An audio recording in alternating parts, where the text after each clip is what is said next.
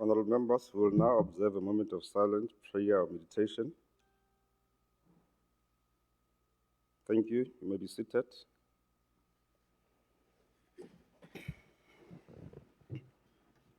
Secretary, may you read the next order, please? Order number 2, minutes of the previous sittings. 2.1, minutes of the 5th May 2026. 2.2, minutes of the 19th May 2026. Honorable members, I put before this House the minutes of the 5th May 2026 for adoption. Does the House adopt the minutes? Thank you. I also put before this House the minutes of the 19th May 2026 for adoption.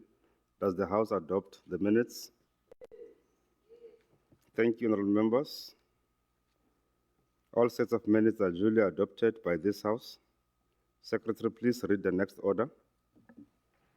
Order number 3, motions as per Rule 101. 3.1, motions without notice as per Rule 106. 3.2, notice of motion as per Rule 107. Honorable members, let me draw your attention to Rule 106, subsection 6, which states that a motion without notice must not contain any debatable aspects, and where the motion without notice or contains debatable aspects, it shall fall off at the discretion of the presiding officer, or be converted to a notice of motion. Based on this rule, I will then request that if a motion without notice is converted, I should formally table a notice of motion before the House. Are there any motions without notice?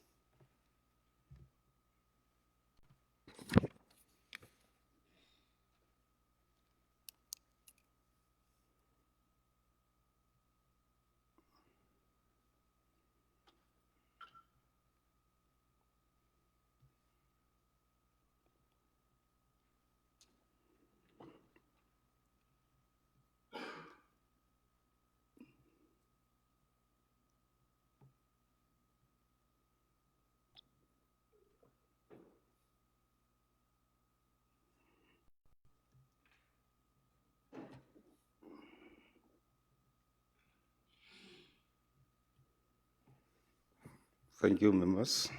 Honorable Walwan. Thank you, Deputy Speaker. Honourable Deputy Speaker, I rise to congratulate the gymnast Hailey de Jager and her coach, Dr. Tenet Tiart, on a landmark performance at the African Rhythmic Gymnastics Championships. Years of training shaped Hailey's raw talent through rigorous workouts, leading her to the continental stage. Dr. Tiart, a coach now known for blending technical precision with a mountain of expertise, has been the guiding hand to develop athletes of exceptional poise and develop athletic and personal resilience, and above all, character to compete at a continental level in young women such as Hailey. Representing Potchefstroom Gymnastics, Hailey carried the hopes of a club that has consistently demonstrated what community-driven sport can realize, even when institutional support from our Provincial Sport and Recreation Department has fallen short. The partnership captures what is possible when dedication meets expert guidance. In an environment where private initiative has often filled the void left by the absent government support, their success shines as a testament to community resolve and the quiet power of unwavering commitment in our Northwest Province. I urge this House to join me in celebrating Hailey and everyone who made this milestone possible. I so move. Thank you. Thank you, Honorable Walwan. Does any member wish to respond to the motion? None. Honorable Sonakile. Thank you, Deputy Speaker. I hereby, on behalf of the Democratic Alliance, move without notice that this House notes and welcomes the opening of the new USAVE store in Motloseng Village, Mahikeng, by local entrepreneur Mr. Tlhoriso Pallo. This House further notes that this investment demonstrates the untapped economic potential that exists within our rural communities when local entrepreneurs are supported and empowered. The House also acknowledges that the establishment of this store will improve access to affordable groceries for residents, create employment opportunities for local people, stimulate local economic activity, and provide opportunities for emerging local suppliers. We commend Mr. Pallo for investing back into his community with the intention of reducing unemployment and restoring dignity to residents who continue to struggle under difficult economic conditions. Lastly, this House calls on the Northwest Provincial Government to create an enabling environment for more rural entrepreneurs through reduced red tape, access to funding support, and infrastructure development so that communities such as Motoseng can become centers of economic growth rather than symbols of neglect. I so move. Thank you, Honorable Sonakile. Does any member wish to respond to the motion? Thank you. None. None. Can we stop the caucus, Honorable Sambata and Honorable Lenkopan? Honorable Fanon, Amin Moema. Thank you very much, Deputy Speaker. Honorable Deputy Speaker, I rise on behalf of the economic freedom fighters to move a motion without notice, congratulating all organizers, delegates, participants, and progressive formations on the successful hosting of the Conference of the Left, which took place this past weekend at the Beachwood Hotel and Conference Center in Ekurhuleni, Gauteng. Honorable Deputy Speaker, the Conference of the Left brought together progressive political movements, trade unions, civil society organizations, academics, and community activists from across South Africa, the African continent, and beyond. The conference provided an important platform for engagement on the challenges facing the poor, the unemployed, workers, women, and young people in a period marked by growing inequality, unemployment, and social injustice. The conference further reaffirmed the centrality of Pan-Africanism as a guiding principle for the liberation and development of the African continent. Delegates reflected extensively on the continued effects of colonialism, imperialism, economic dependency, and the fragmentation of African unity. Through robust discussions, participants emphasized the need for stronger continental cooperation, economic integration, the protection of Africa's natural resources, and the advancement of a united Africa capable of determining its own future, free from external domination. Honorable Deputy Speaker, the Conference of the Left was not just a platform for discussion, but a gathering that produced concrete resolution on what is to be done to advance the struggle for economic freedom and social justice. Delegates adopted resolutions aimed at strengthening working class organizations, intensifying the fight against poverty and unemployment, advancing land redistribution without compensation, promoting state-led industrialization, defending public services, combating corruption, and building stronger solidarity among progressive forces across Africa and the world. The successful convening of this conference demonstrates the continued relevance of leftist thought and progressive politics in confronting the failures of neoliberal economic policies that have entrenched poverty and concentrated wealth in the hands of a few. The discussions and resolutions emerging from the conference contribute meaningfully towards the pursuit of economic justice, social transformation, land redistribution, and advancement of the interest of the working class and the poor. Honorable Deputy Speaker, as the economic freedom fighters, we welcome all efforts aimed at building unity among progressive forces and strengthening the struggle against exploitation, inequality, corruption, and all forms of oppression. I therefore move that this House congratulate the organizers and participants of this Conference of the Left on its successful hosting, recognizes the significance of its Pan-Africanist reflections and resolutions, and wishes all those involved a success in their continued efforts to build a just, equal, united, and prosperous Africa. I so move. Thank you, Honorable Moema. Mr. Shivambo did not attend. I thought you will mention that for obvious reasons. Does any member wish to respond to the motion? Honorable Tsolo, you want to respond? I am not responding, Honorable. Tsolo Umkhonto wesizwe party stands in support of the motion without notice by Honorable Moema to further congratulate the successful conference of the left that was held at Beachwood. And we need to congratulate the the people who took that kind of an initiative, Honorable Deputy Speaker, because there was an objective of uniting the majority of dispossessed Africans and advancing their total economic emancipation, deepening the unity of the working class, revitalizing activism of the ground outside government legislative arm, the kind of activism that must inform and dictate the agenda of the national parliament and provincial legislatures, of which it will affect us in future one day. We believe it, we like it, or we deny it, Honorable Deputy Speaker. I so move when I support. Well, I was not calling for support, I was calling for responses. I'll take it as a response.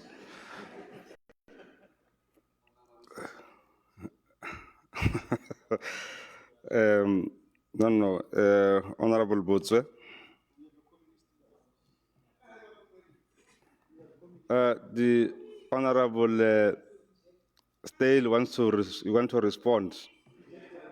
Honorable Stale, you can respond. Thank you, Deputy Speaker. That conference that they had was not a conference of the left. It is a conference of the leftovers. And the House should not adopt that No, it's that not a nonsense. conference of Thank you. racist. You are confused. It's not a conference of racist. It's a conference of Thank you, progressive people. thank you, honorable members. The Honorable Botswe, you've got the podium.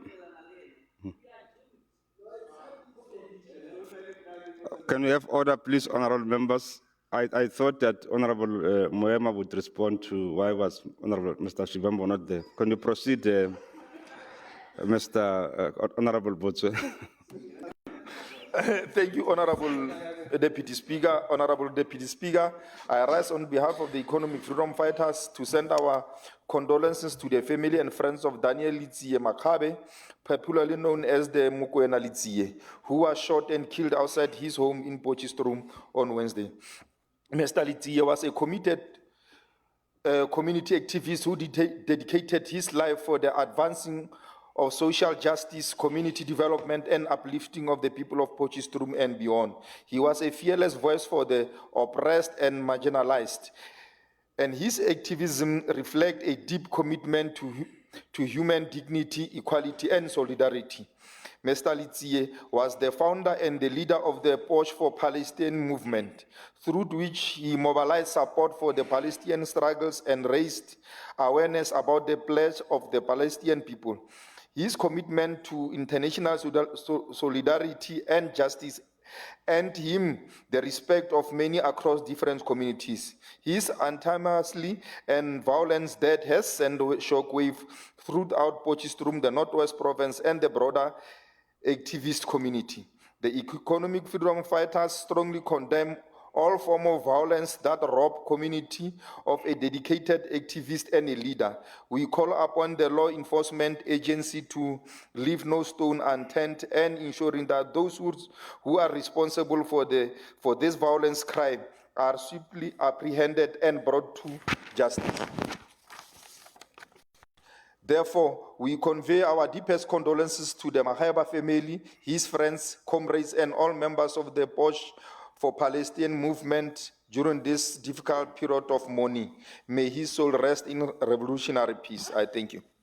Thank you, Honorable Botswe. Does any member wish to respond? Honorable Morweng, followed by Honorable Lenkopane and Honorable Tsolo, and I hope this time around is not supporting its response. No, thank you very much, Deputy Speaker. We support the motion, for we understand fully as the ANC that an attack to activists is an attack to the rule of law, democracy, and accountability. So we cannot be bystanders when this injustice is prevailing in our society. Of course, yesterday, the MEC responsible for safety visited the family and assured the family and the community that the police will leave a stone unturned to make sure that justice is brought, so that we do not silence the voice of those who continues to raise issues of economic freedom and justice in our society. Thank you very much, Deputy Speaker. Honorable Lenkopane. No, thanks, Honorable Deputy Speaker. The ANC has also directed me to join Honorable Botjwe and to indicate that as the ANC, we are extremely concerned regarding this recent spate of senseless violent crimes that seems to be targeting community activists. We call on the police not to leave any stone unturned to put the heartless criminals behind bars so that they can account for their barbarous acts. I would not read other contents, but they are not the same, but they convey condolences to the family. Thank you. Honorable Solo. Thank you, Honorable Nkopane.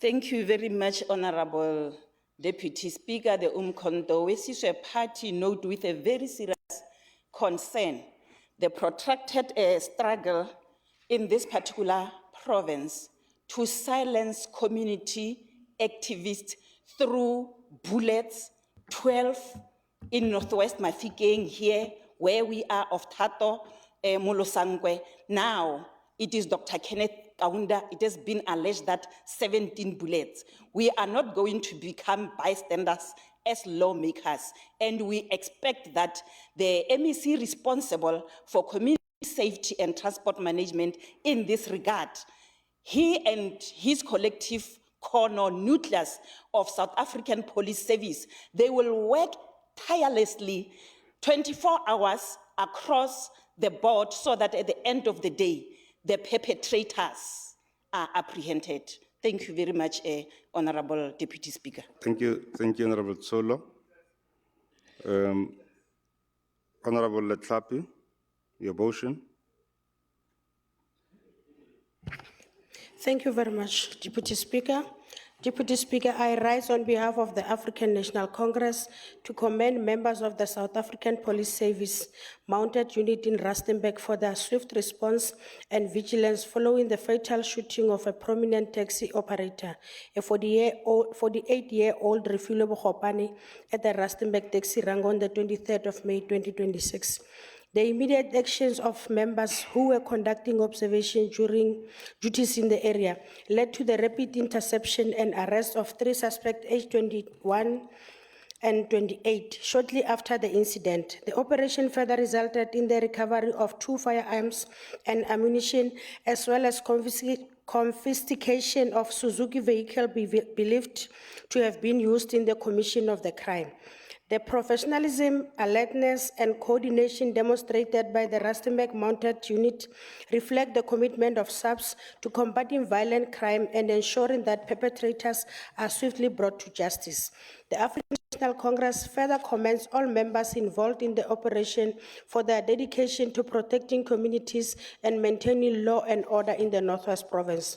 No bail, a stiffer sentence will serve as a deterrent, as well as send strong message that there is no place in our communities for farmongers within the taxi industry and heartless assassinations. We wish to convey our deepest condolences to the Bogopane family, as well as his colleagues in the taxi industry. The criminal justice system must ensure that justice is served. I thank you. Thank you, Honorable Tlhapi. Does any member wish to respond to the motion?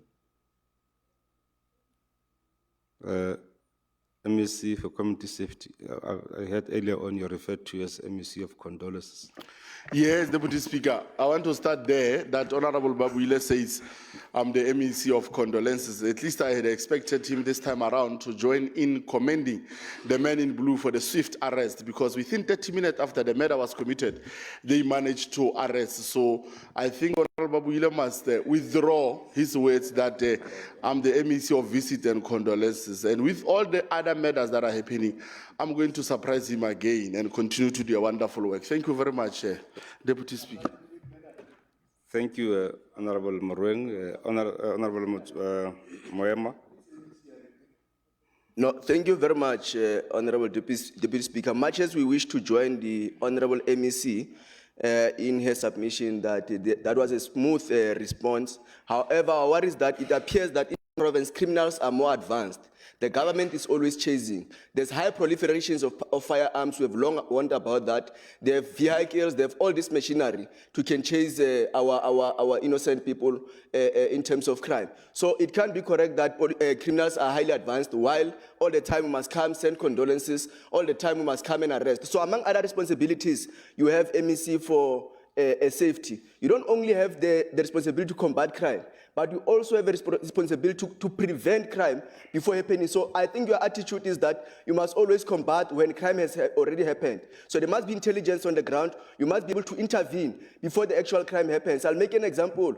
Men were even telling you that people like Bomolo, they long warned that they might be killed at any point in time. And there was no intelligence. Intelligence was nowhere to be seen coming in to ensure that that is prevented before it can actually happen. So it can't be that all the time people must die. How many people must die before we can prevent crime as government? Thank you, Deputy Speaker. Thank you, Honorable Fanon. Honorable Tsolo, your motion. Thank you very much, Honorable Deputy Speaker.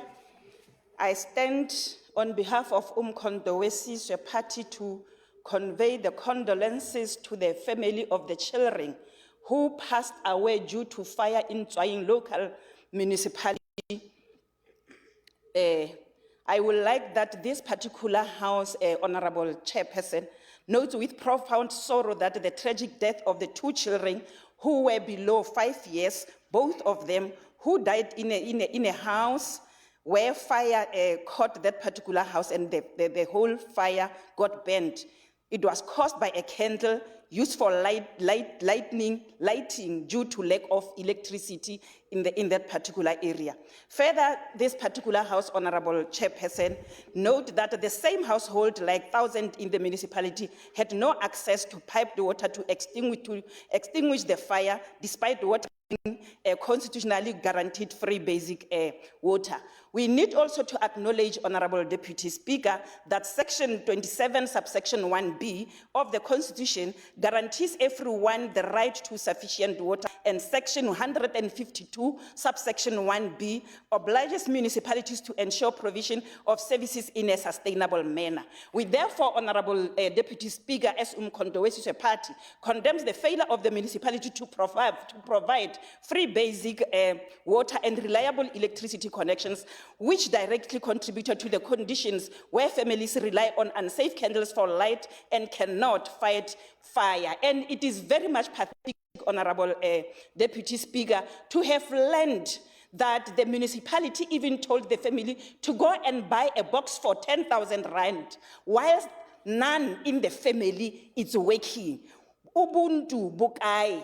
Where is the indigent registers that we are normally talking about in municipalities of our own? And Honorable Deputy Speaker, I will therefore request that we extend our deepest condolences in this particular regard, and we need to ensure that emergency water tankering and electrification interventions for affected wards not only in the area where this particular incident happened. In conclusion, Honorable Deputy Speaker, these children did not die because of by accident. They died because the state, the municipality, broke its contact with the community at large. No, they broke their contract with the electorate around that particular local municipality, known as Tswaing local municipality. A candle is not a light policy. A bucket is not a water policy. Poverty is not a crime, but criminalizing the poor through neglect, it is one of such. Section 77 gives this particular House, Honorable Deputy Speaker, power over money. Let us use it to budget for lives, not for funerals. Koba nemba tima mollo, kabo e kalo kalo, ba utima ka motlhaba le di neighboring houses. Ba sena metsi, Honorable Deputy Speaker. May their young souls rest in peace. Amoa wa bone o robale ka khotso la la ngotlolo bana ba rona re a le rata. Ke a leboga, Honorable Deputy Speaker, as I so move. Thank you, Honorable Tsolo. Does any member wish to respond to the motion? None. We now go to Honorable Mahikeng, your motion. No, thank you very much, Deputy Speaker. I rise on behalf of the African National Congress to table a motion without notice congratulating the Congress of South African Students, COSAS, on its 47th anniversary. On the 31st May 1979, 47 years ago, the Congress of South African Students was established as an anti-apartheid student formation in the wake of the June 1976 Soweto uprisings. The founding president of COSAS was the courageous revolutionary and patriot, the late Ephraim Mogale. At the time of its formation, the African National Congress was banned along other liberation movements under the Unlawful Organizations Act. A guiding principle for COSAS was the view that the ANC was the authentic liberation movement of South Africa. In its first 2 years, COSAS took up 2 commemorative campaigns that the apartheid authorities saw as ANC supporting. The founding principles of COSAS were aimed at conscientizing the student and the wider community to the repressive nature of education in South Africa and to participate in the drawing up of educational charter for future non-racial democratic education system. Its view was that democratic education system could only be achieved in a democratic society based on the will of the people. Although it was primarily education-focused, COSAS identified the relationship between educational and social transformation in its statement of belief. This progressive student formation that challenged the might of the repressive apartheid state and propelled courageous young people into the leadership of youth formation, student politics, and the labor struggle maintained that students must be organized through democratically elected SRCs. It advocated for students to serve their communities because it viewed them as members of society before they were students and showed that students can play a progressive role in the broad democratic alliance. The ANC wishes Congress of South African Students well and many more years fortitude as it continues to mobilize for quality public education and redress of the past imbalances. I so move. Thank you, Deputy Speaker. Thank you, Honorable Morueng. Does any member wish to respond to the statement? None. Honorable Davampe.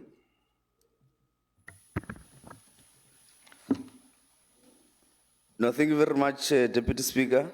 I rise on behalf of the economic freedom fighters in the Northwest Provincial Legislature to congratulate the Mmabatho High School Choir on their outstanding achievement at the Provincial Saske competitions held at the Mmabatho Convention Center. The choir secured first position in both the male and Western song categories, a remarkable accomplishment that has brought immense pride to the school, to the community of Mahikeng and the entire Northwest Province. This achievement is a testament to the hard work, the dedication and talent of learners, choir directors, educators, and all those who have contributed to the development of this exceptional choir.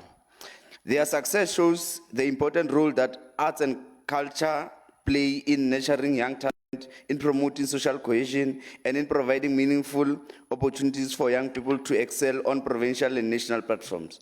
Honorable Deputy Speaker, as they prepare to represent our province at the upcoming national Saske competitions, we extend our best wishes and full support to the choir. We are confident that they will continue to fly the flag of the Northwest Province high and make our people proud through their excellence, discipline, and passion for choral music. Thank you. Thank you, Honorable Davampe. Does any member wish to respond to the motion? None. Honorable Sambata, your motion. Honorable Deputy Speaker, thank you very much. I rise on behalf of the African National Congress to wish the Proteas women's cricket team success as they depart for the England ahead of the ICC Women's T20 World Cup scheduled to take place on 12 June to 5 July 2026. The squad, captained by Laura Wolvert, continues to make the country proud through its consistent performance on the international stage, having reached 3 consecutive ICC tournament finals.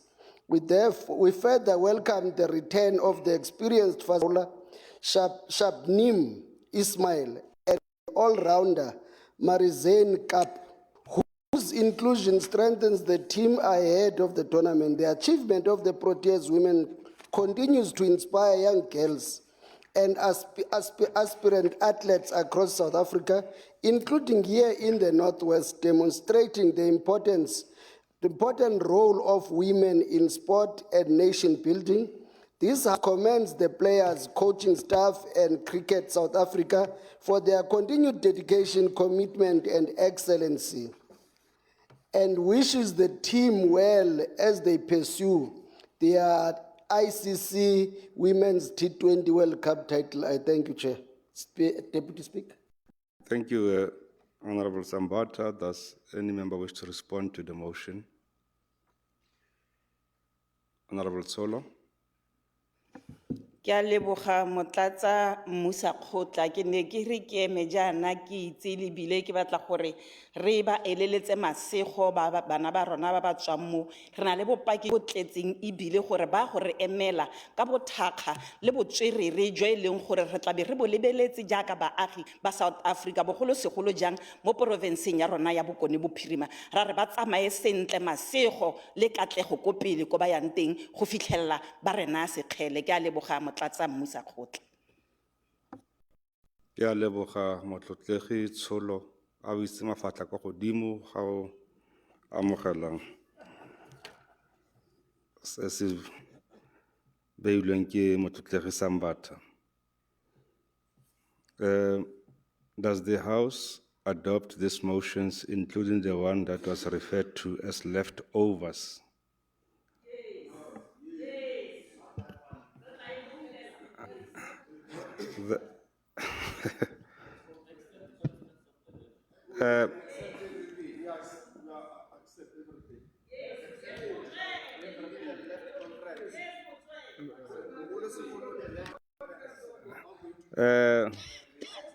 Thank you,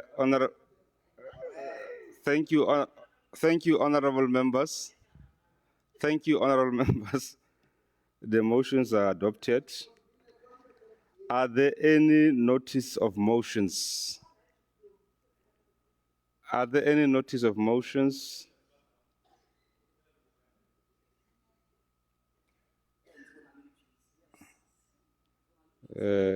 Honorable Moema, followed by Honorable Sonakile, then Honorable Mahikeng. Thank you. I see the statement, Honorable.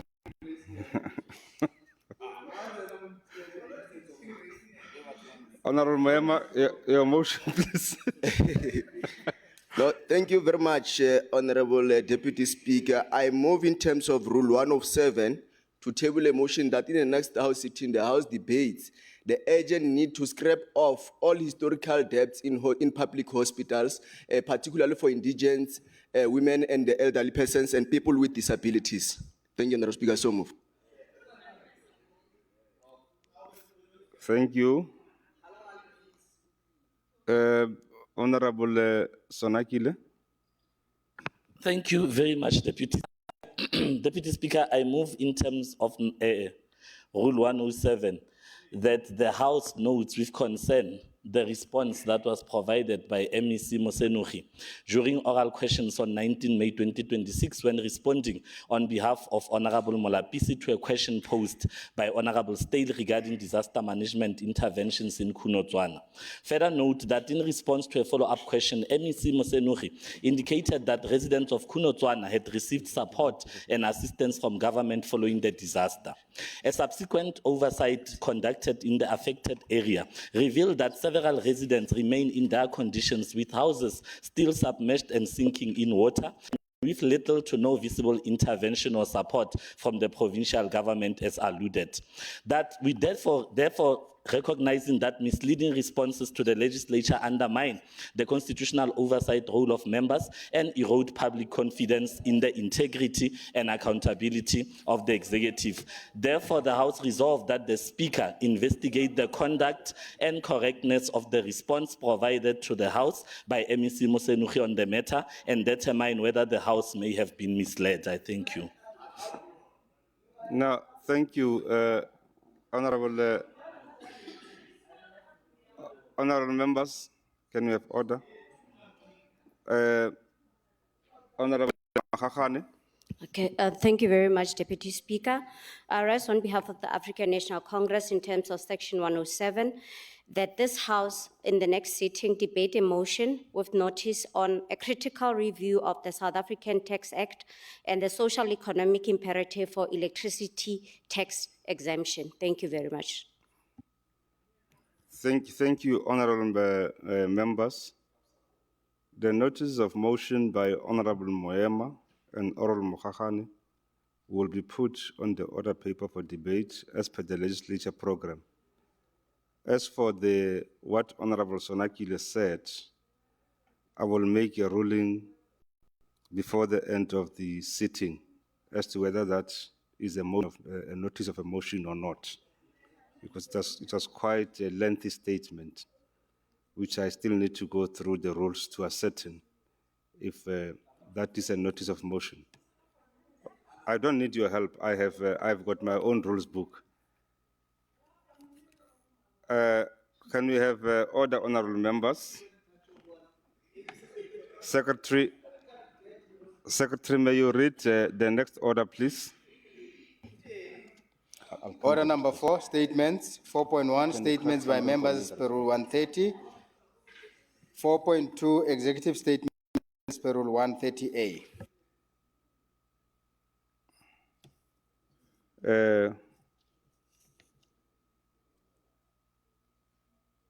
Does any member wish to make a statement in terms of Rule 130?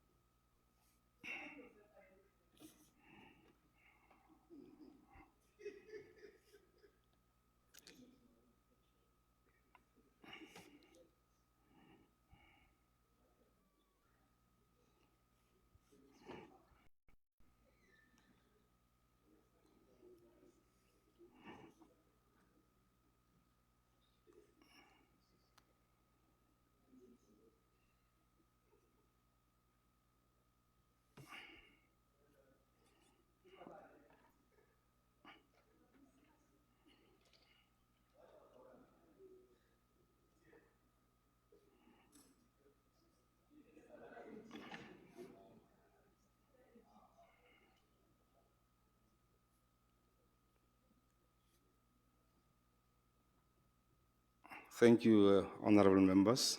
Honorable Stale, a statement, please. You've got 3 minutes. Thank you, Deputy Speaker. We are seeing a steady change among South Africans in how they exercise their right to vote throughout the country. 32 years after the dawn of this beautiful constitutional democracy, we now see an upswell in DA support throughout the country. The commentariat, opinion leaders, and the media have consistently predicted the demise of the DA, from the 1.7% party in 1994 to today, where the DA is a major partner in the government of national unity. At municipal, local, and national level, the DA in government is busy delivering services, building a capable professional state, eradicating corruption, and enforcing accountability. In fact, on every metric, whether it be municipal, provincial, or national government, DA councillors, mayors, MECs, and ministers, and premiers are quite frankly not only outperforming their ANC counterparts, but also bringing the positive change South Africans have been waiting for. During the 2024 national elections, the ANC's electoral support fell nationally below 40%. That was a political milestone. The momentum brought by this electoral shift seen during the 2024 elections continued to make traction, most notably where it matters the most, at ward level. In Northwest, on the 4th of December 2024, the DA took a ward from the ANC in Makwasi Hills, Ward 5. Voters there rejected the ANC in that by-election. Last week in Gauteng, for the first time since democracy, residents in Everton, Ward 28, Mfuleni local municipality, rejected the ANC in a by-election and elected a DA councillor, Maki Chabala. Ward 28 has historically been an ANC ward, but crucially over the last 5 years, the ANC has lost almost 20% in electoral support, falling from 51% in 2021 to just 32% last Wednesday. If the Ward 28 Mfuleni by-election results are anything to go by, the ANC will lose its corrupt political hold over Gauteng metros in Johannesburg. We will see Celia Brink, Helen Zeller, and Kutachelo Rasilangwane be sworn in as executive mayors, not to speak of Mogale City and strengthening DA support in Midvaal. And by 2029, the ANC in Gauteng will be relegated to the opposition benches.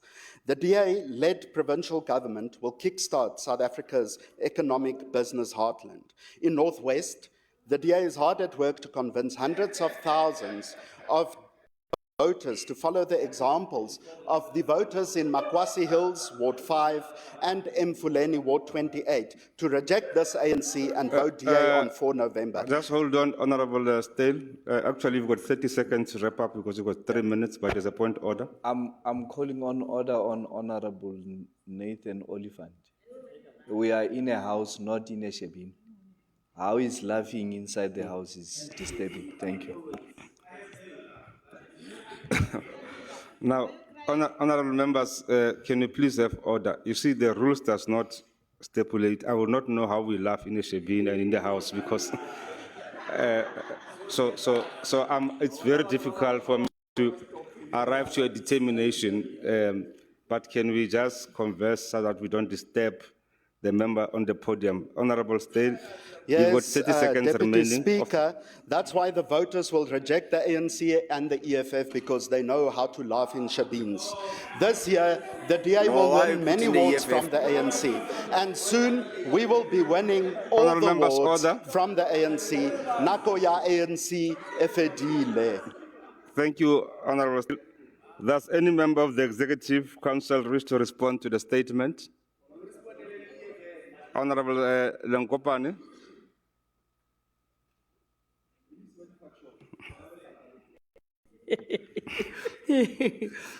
We must reject any attempt to rewrite the political history of South Africa or create an impression that the Democratic Alliance is a principal driver of government in our country.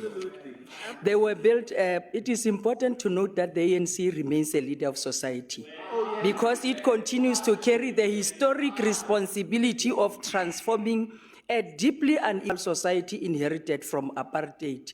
The ANC has never claimed perfection. We acknowledge governance failures where they have failed, but we acknowledge that corruption has damaged public confidence and that decisive action remains necessary. Thank you. Thank you. Thank you, Honorable Lenkopane. Honorable Steenkamp, your statement. Thank you, Honourable Deputy Speaker. The Northwest Parks and Tourism Board has officially become a case study in how to charge the public more with delivering less. Last week, during the committee meeting, the board's own fourth quarter report exposed an entity in serious trouble. Only 50% of quarter four targets were achieved. Conservation performance collapsed to just 40%. The board completely failed its conservation effectiveness targets.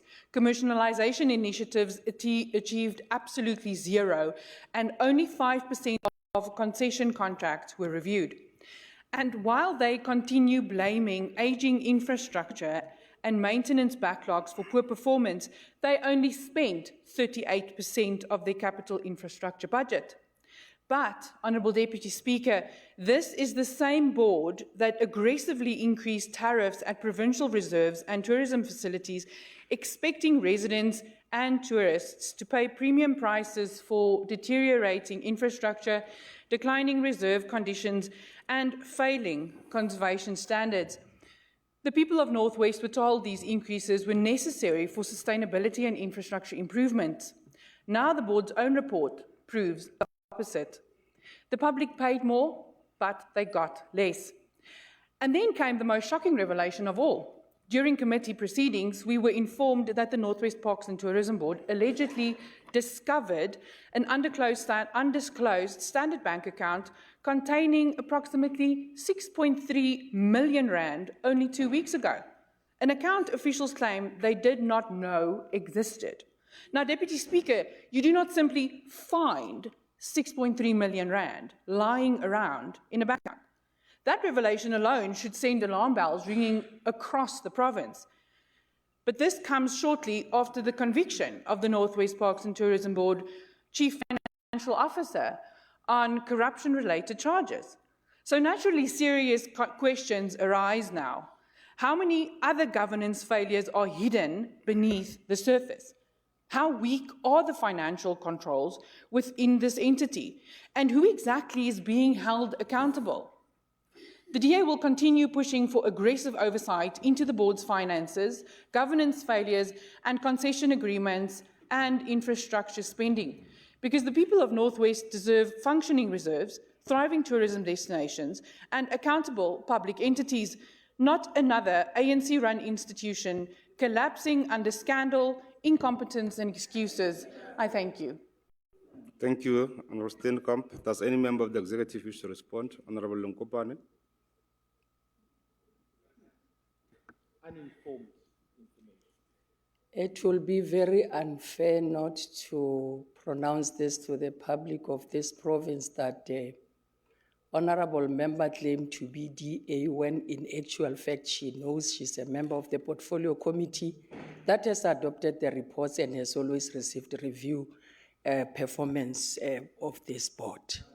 It will be unfair for not coming out clear that the 4 times 99 years leases could not be reviewed, and the MEC is at a point of 90% possibility of starting to get it right with the concessionaires who are related to DA and have not been declaring their dividends in this board.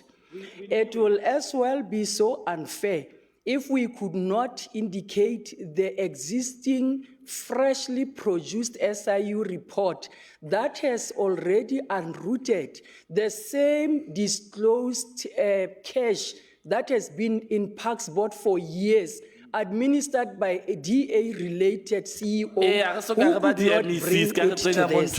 It will as well be so unfair. It will as well be so unfair to the communities of this government if we could not report to them that the communities who own the land in Pilanesberg and Burakalalo, for the first time after 30 years, they managed to get their title deeds and they are getting dividends and they are able to benefit from co-management. It is not DA that plays oversight over this board, but it is the portfolio committee and the legislature. I would still want to get deeper into following what Honourable Steenkamp calls DA, as to whether it is not abusing of her position in the portfolio committee to advance a political party. Thank you. Honourable Nkopane, your time is up. You've got 1 minute to respond. Honourable members, can you please have order? No, Marubamaka. Honourable Sonakile. Honourable Sonakile. Which HOD?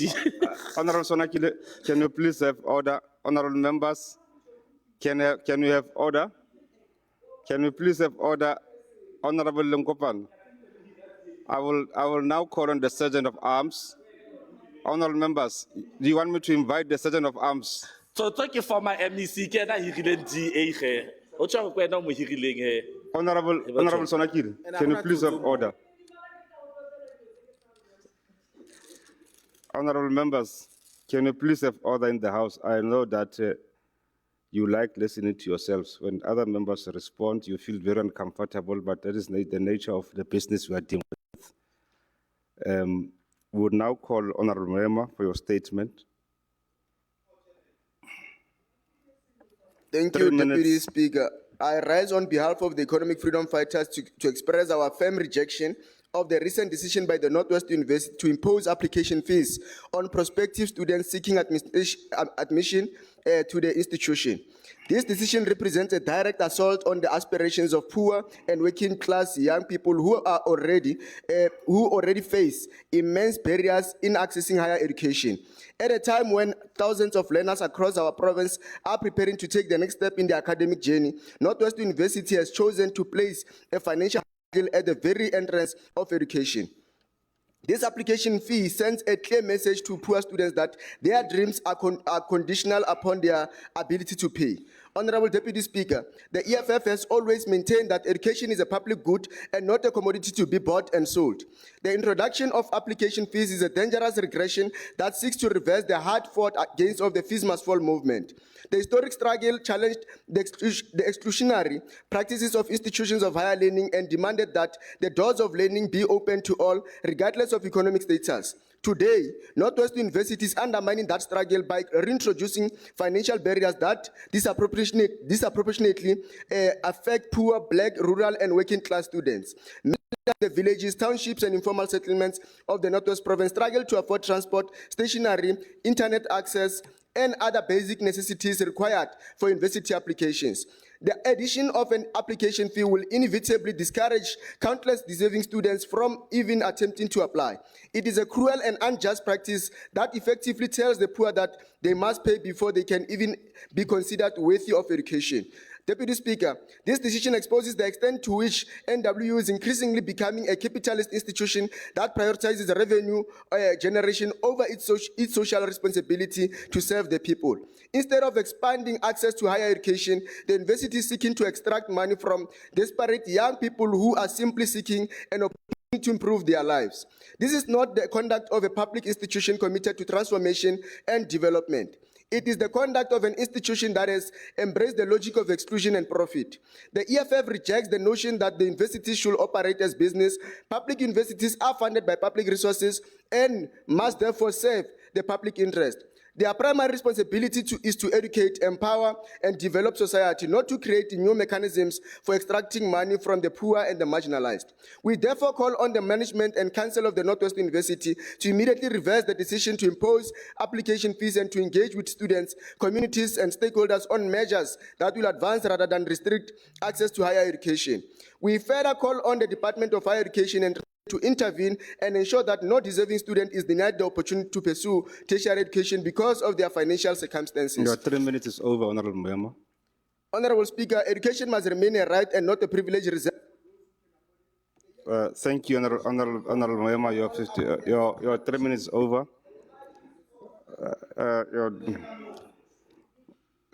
Thank you, Honorable Mmabatho. Who's in charge of the SRC there? Does any member of the SRC of the executive wish to respond?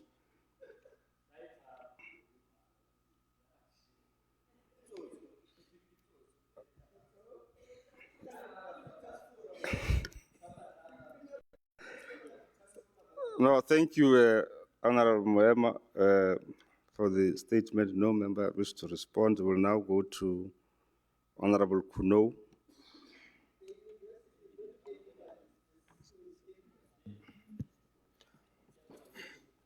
Thank you, Honorable Deputy Speaker. I rise on behalf of the African National Congress to table a statement welcoming the launch of the local government elections voter registration campaign by the IEC, marking the commencement of the mass awareness towards the 4th of November election day. These elections are the basic tenets of our emerging democracy, an expression of the will of the people, the legitimacy of the state, and the constitutional imperative of free, fair, and regular elections. The IEC's state of readiness on the local government elections is in line with its mandate of managing free and fair elections of legislative bodies and institutions through the participation of citizens, political parties, and civil society in deepening electoral democracy. To ensure the broader societal participation, we are encouraged by the IEC state of readiness, the education and awareness campaign, and digitization in the age of information technology, with specific target on young people. We congratulate the IEC's record-breaking registrations of more than 28,000 registered voters. Through this campaign, the registered number of voters will increase, ensuring that a substantial number of the populace participates in the local government elections. During the forthcoming weekend of the 20th and 21st of June, the ANC will join the IEC and the country on the path towards the 4th of November elections. We encourage society, especially youth, to register to vote in the local government elections. This sphere of government is important for the country, and it is for that reason that the ANC has declared 2026 as a year of decisive action to fix local government and transform the economy to create more jobs, invest in people, and provide quality services. These elections take place in the decisive moment of our country, in the period of the review of the white paper on local government aimed at enhancing local government in the discharge of its mandate. The ANC encourages society to register to vote in the forthcoming local government elections. Register to vote, the ANC, get up and show up and vote. I thank you. Thank you, Honorable Kuno. Does any member of the Executive Council wish to respond? None. Honorable Davampe. No, thank you very much, Deputy Speaker. I rise on behalf of the Economic Freedom Fighters to table a member statement regarding the rising number of suicide cases in the Northwest, which are a tragic reflection of the deep social and economic challenges facing our communities. Honorable Deputy Speaker, the reality is that many people in our province are facing enormous social and economic pressures.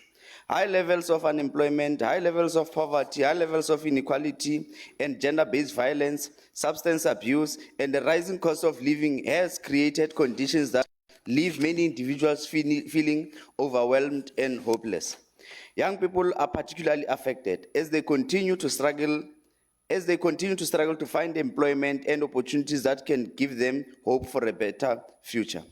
While mental health challenges can affect anyone regardless of their background, access to mental health services remains limited, especially in rural and under-resourced communities.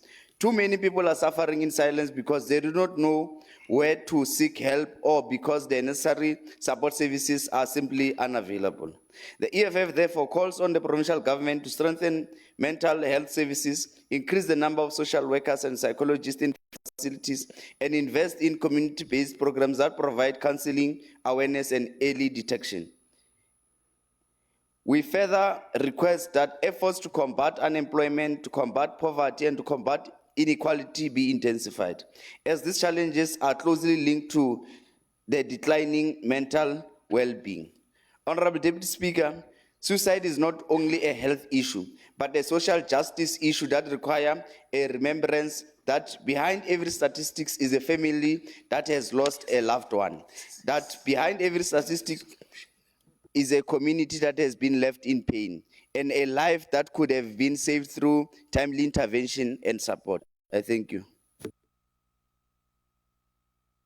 Thank you, Honorable Davampe. Does any member of the Executive Council wish to respond to the statement?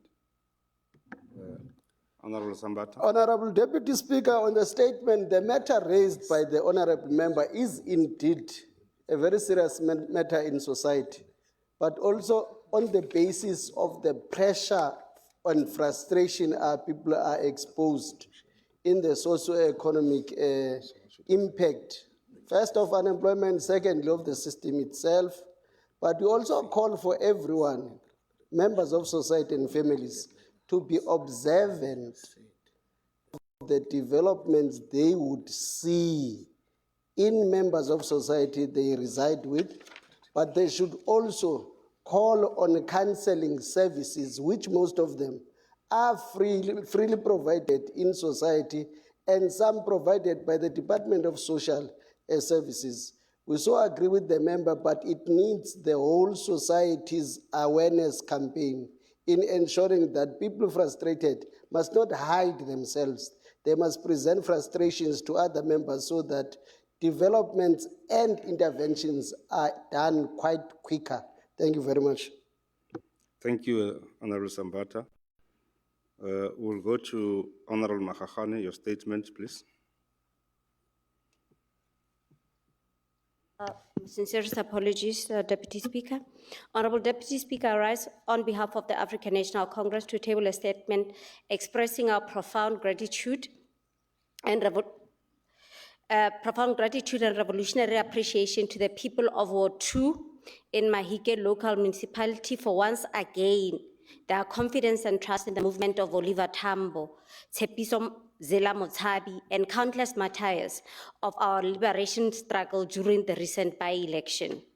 The ANC has successfully retained Ward 2, one of its historical strongholds, through an overwhelming electoral victory, which was resulted in the election of Comrade Olebogeng Emmanuel Magano as the new ward councillor, not with 8 votes. These by-elections were necessitated by the untimely passing of the late ward councillor, Comrade Tshepiso Zela Motsabi, who dedicated... Honorable Mahikeng, you want to rise on what, Honorable Solo? You're rising on what? Of order that the statement that is being made, it is a motion, as I have learned from the chief whip of the majority party when I was new in this particular house, trying to differentiate between a member statement and motions without notice. Therefore, the statement that is being made by my fellow honorable, with due respect, it is a motion, not a member statement. It's... No, honorable members, can you please have order? Now, the persons responsible for making the determination of whether the statement is correct or it's a motion is the person presiding over. So if you want to quote a rule that says this is not a statement or a motion, you can do that. I therefore rule, Honorable Solo, that Honorable Mahikeng may proceed with the statement. Okay. The ANC obtained an overwhelming 1,275 votes, representing 73% of the total votes cast, a significant growth from the 58.6 secured during the 2021 local government elections. The decisive increase constitutes a clear political mandate from the people and an affirmation that the ANC remains the only trusted liberation movement capable of advancing development and service delivery in our communities. Equally, the results reflect the continued decline of opposition parties, particularly the economic freedom fighters, whose support sharply returned to a mere 21%. The people of Ward 2 have decisively rejected political opportunism, empty rhetoric, and divisive politics in favor of stability, experience, and revolutionary character of the African National Congress. The ANC extends its sincere appreciation to the masses of our people across the 5 voting stations of Ward 2. Your participation and unwavering support reaffirms the enduring relationship between ANC and the people on the ground. The movement further conveys its appreciation to ANC volunteers, branch activists, alliance structures, community leaders, and members who work tirelessly throughout the campaign to ensure this historic history. The African National Congress remains committed to building united, safe, and developed communities while appreciating.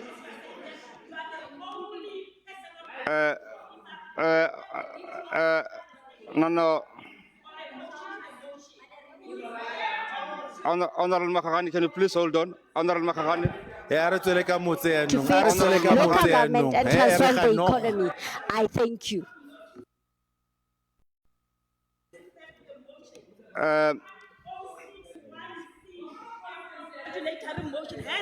All these things that are stipulated here. Butsweki on a conference of the left. I learned from Honorable Chief Whip Khoshomo Tlalipula. Therefore, you are not going to press wrong things upon us, and we just need to.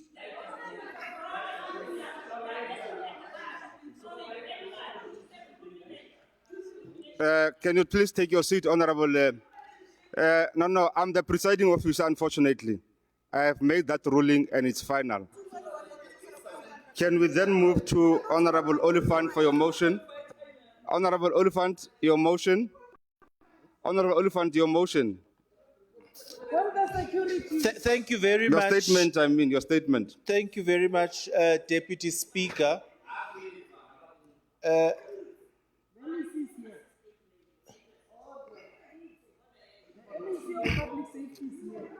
Honorable members, can you please afford Honorable Oliphant an opportunity to present his statement? Bua Olifanta. Deputy Speaker, thank you very much. I'm generally a very orderly person. And na isikitli kutswi di military uniform tsa ko Russia. Ha ke fetsa be ke tlhanya, ha ke fihla mo. Honorable Deputy Speaker, You are ever I late. rise You on arrive behalf late of the during the African House National sessions. And how tsena re utlwa ka wena. It's wrong. Honorable Oliphant, Honorable Solo. Honorable Solo, can you please behave yourself? You will only press the mic when you are recognized to speak. Please. Ke microwave e a itsentseng e. Can you please proceed, Honorable Oliphant? Thank you, microwave. Thank you, Deputy Speaker. I rise on behalf of the African National Congress, Umbutho wabantu, to table a statement condemning the tragic killing of social activist Tato Mulusankwe, as well as commending the support of the Northwest Provincial Government to the Mulusankwe family in Lumanyana village near Mahikeng. After the presidency condemned Molusankwe's heinous murder, a provincial government delegation led by the Honorable Premier Lazarus Mokhosi and accompanied by MECs and deputy ministers from the presidency, Honorable Kenny Morolong reaffirmed government's commitment to ensuring that those responsible for this heinous act are brought to justice. Tato Molusankwe was widely recognized as a dedicated community activist who consistently advocated for the voiceless, marginalized, and vulnerable members of society. His activism, including raising awareness against gender-based violence and femicide and holding institutions accountable, reflected a deep commitment to social justice and community development. The ANC further welcomes the assurance provided by the acting Police National Commissioner and the MEC for Community Safety and Transport Management, Honorable Wessels Morueng, that specialized police teams have been deployed and that investigations into the matter are at an advanced stage. We also commend the residents of Mahikeng and surrounding communities for remaining calm and conducting peaceful as well as dignified demonstrations during this difficult period. Acts of violence against community activists undermine social cohesion, democracy, and collective effort to build safer communities. It therefore remains critical that justice is served and communities must continue to work with law enforcement agencies in combating crime. The ANC extends its heartfelt condolences to the Molosankwe family, friends, and the broader community. Honorable Oliphant, Honorable Sonakile. Thank you, Deputy Speaker. In terms of Rule 74, point of order, I just want to check that does the member on the platform is he aware that the late Tato Molosankwe o tlhokafetse a le on record a bua gore o hate ANC lo re ka re ANC ke party ya magodu lo re ebile e ka re ma ANC a ka swa otlhe e re ha ntsa ta ko hausong a to grandstand ka lebitso la msu re gopola gore Setswana se re lefoko la mosula a gelwa mosako. So today's kela tla la tira as if ne le mo rata kapa ne le mo lwela.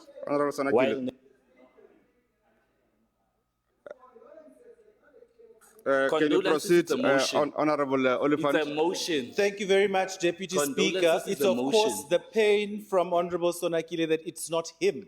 As you conclude, you've got 20 seconds remaining. The ANC extends its heartfelt condolences to the Molosankwe family, friends, and the broader communities during this painful time and express gratitude for the support that communities across the province and beyond gave the bereaved family towards and during the funeral service attended by thousands of mourners on Saturday. His burial at the Heroes' Acre as part of the posthumous honor and recognition afforded to the gallant anti-crime and gender violence and femicide Thank you. activists Your time by is the up, Mahikeng, Honorable Oliphant. Thank local you. municipality. I thank you. Thank you, Honorable Oliphant. Does any member of the Executive Council, Honorable Sonakile, does any member of the Executive Council wish to respond? So I'm expecting members of the Executive Council to respond. I know that we may be very ambitious to be members of the Executive Council, but I'm now calling on members of the Executive Council to respond. Honorable Lenkopan. Honorable Lenkopan, you've Thank got you, 1 Honorable minute. Deputy Speaker. Let me also join Honorable Oliphant and Key to indicate that as government, we really condemn this brutal killing in the strongest possible terms. And no democracy can survive where community voices are silenced through violence.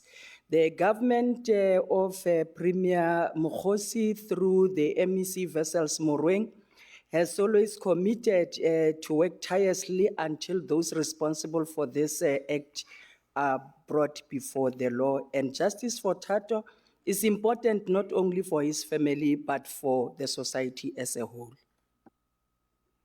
Thank you, Honorable Lenkopane. I will now call on Honorable Botswe. Your statement. Thank you very much, Deputy Speaker. Deputy Speaker, I rise on behalf of the economic freedom fighters to table a member statement regarding disheartening infrastructural, living and financial challenges of the student at the Potchefstroom College of Agriculture, which led to the protest held on the college campus yesterday, 1st of June 2026. Honorable Deputy Speaker, the youth of the Northwest was once again forced to take their frustration to the street in order to be recognized. The students of Potchefstroom College of Agriculture have raised concern regarding the worrisome state of infrastructure that they continue to learn and live in, which include regular electricity and water cuts, unmaintained buildings with collapsed roofs and unclean toilet, rusted sports facility, and aged learning facilities. Other concerns including uncertainty regarding the National Skills Fund's bursary approval, of which 80% of the students rely upon for funding. This has also resulted in many students not having financial means for basic suppliers like food and toiletries. The street and discomfort these students have been exposed to when there is a government with the means to intervene is shameful. Honorable Speaker, the concerned student protests over yesterday were not raised for the first time. There's a record of this concern being raised almost every year since 2022 without any success. What is even more heartbreaking is the new norm of our provincial government responding only to protest in as service delivery is concerned. Protests are the only language that government understands. As the EFF, we find repulsive that the youth of Northwest must first be tormented and left to their last resort before anyone even hear them. Our youth is our future, and failing to both protect and support them is a direct failure to all the generations that follow. We therefore demand that MEC Mmabatho be more than a show pony and address the funding concern with the National Skill Funds as a matter of agency. We further demand that an agent plan be devised to upgrade and maintain the college infrastructure, including the hostels and farm areas. I thank you. Thank you, Honorable Botswe. Does any member of the Executive Council wish to respond? Thank you Honorable very Mmabatho. much, Honorable Deputy Speaker. The member is just failing South Africans and using the protest for basis of capturing the minds of the students. Here is the fact. Protest T1 resolved on the same day. The money for infrastructure reallocated from their own departmental budget, yet it's supposed to be coming from the conditional grant. Secondly, the issue of NSFAS, the member is misrepresenting because agricultural colleges and nursing colleges are not beneficiaries of NSFAS, but in agriculture, they are covered through NSF. And that matter of being owed by NSF or not being covered was resolved yesterday. Thirdly, the issue of the access to sanitary towels, not as a demand to get votes, was resolved yesterday that the Department of Agriculture is going to permanently provide sanitary towels without campaigning for those students to vote for them. Thirdly, the matter of the protest as responding to the protest. You respond to the protest each time it arises because you are not the planner of the protest. When it arises, a caring government equal to the ANC government would respond and not run away from the protest. The member must congratulate the government of the ANC for quick response and responding exactly to the challenges facing by the students. Thank you. Thank you, Honorable Sambata. Honorable Smart Matse.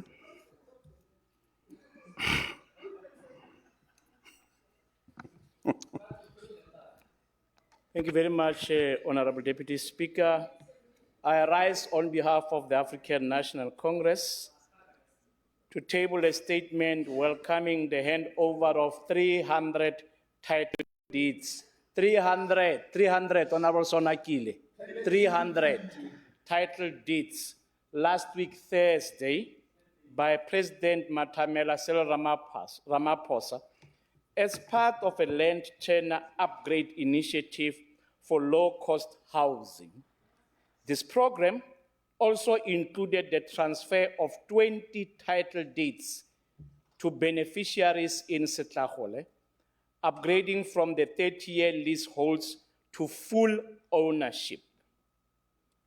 Land rights involving over 59,666 hectares were also restored to 3 communities of Barolong Bo Rapulana, Barolong Baga Poi, and Barolong Bo Baga Sitiro. This milestone represents a decisive reversal of the historical injustices imposed by the 1913 Native Lands Act, as well as the subsequent dispossession policies, affirming the ANC-led government's commitment to restore land to the dispossessed, ensure equitable access and sustainable livelihood for the present and future generations. The ANC resolves to the resolution to intensify oversight to ensure that effective implementation of land reform programs happens. Also strengthen partnership with municipalities and traditional authorities to guarantee fairness and transparency, and also to monitor socio-economic impact of the title deed transfers as well as the land right restoration, so that ultimately all these interventions, they contribute to development of the people as a whole and poverty eradication. This major national milestone is a positive development in the struggle for justice, dignity, and transformation. And the African National Congress calls upon all stakeholders to support the beneficiaries and ensure that land reform becomes a cornerstone of building a united, non-racial, non-sexist, democratic, and yet prosperous society. I thank you, Honorable Deputy Speaker. Thank you, Honorable Matse. Does any member of the Executive Council wish to respond? Honorable Longkopane.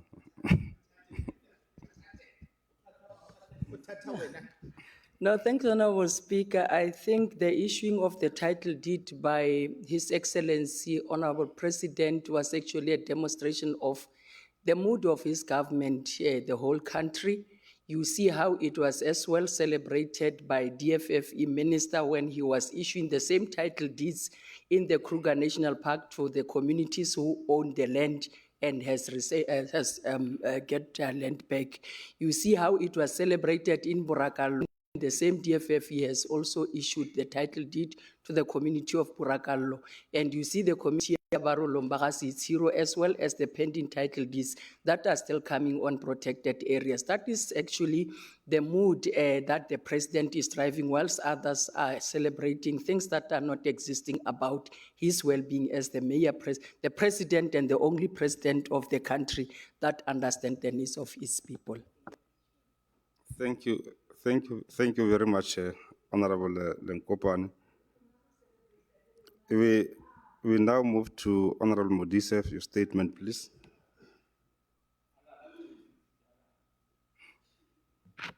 No, thank you very much, Honorable Deputy Speaker. I rise on behalf of African National Congress to table a statement commending the Department of Social Development for promoting 2026 Old Persons Family Involvement Program,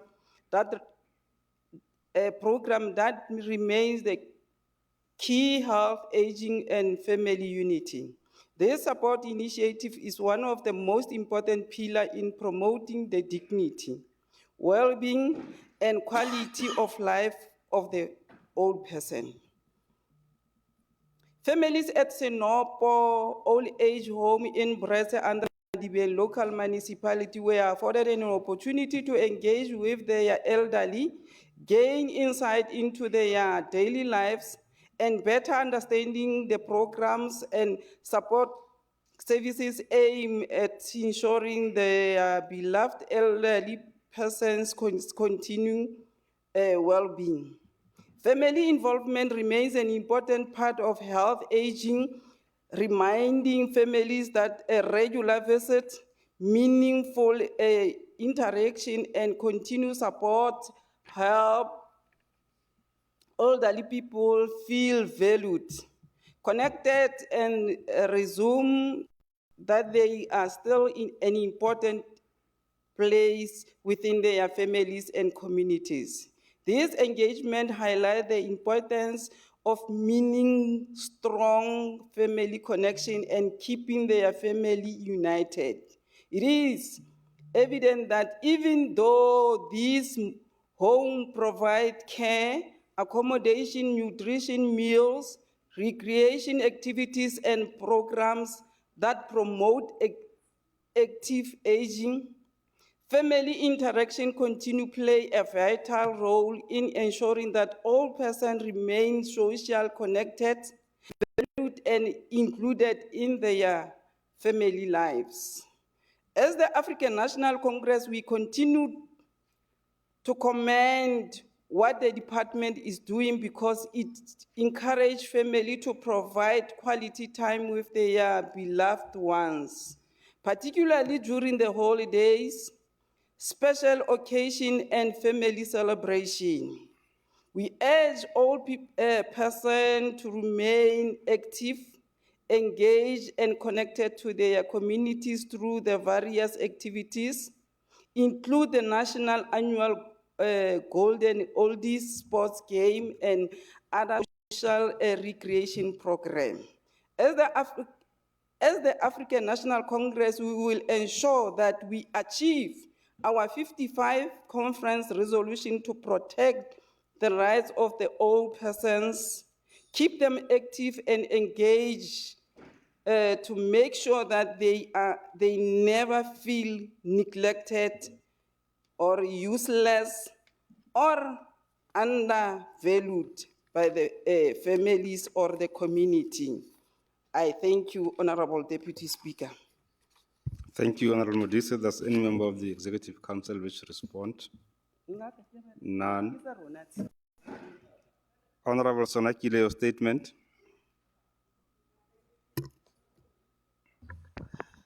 Thank you, Deputy Speaker. The DA wishes to raise a serious concern regarding the growing crisis of stock theft affecting rural communities across the Northwest Province. Recent interviews with residents of Disaneng village outside Mahikeng paint a deeply troubling picture of a community that has allegedly been battling stock theft for decades. With residents expressing frustration, fear, and a loss of confidence in the ability of authorities to effectively protect their livelihoods. For many people in Disaneng, Taung, and other rural communities, livestock are not merely animals. They are a source of income, school fees, food security, and generational wealth. When cattle, goats, and sheep are stolen, it is not only an animal that disappears, it's a family investment, dignity, and future opportunities that disappear with it. Honorable Deputy Speaker, the testimonies coming from Disaneng reflect a broader challenge facing many farming and rural communities across the province. Residents describe living with constant fear as livestock disappear, while families are left carrying the financial and emotional burden of these crimes.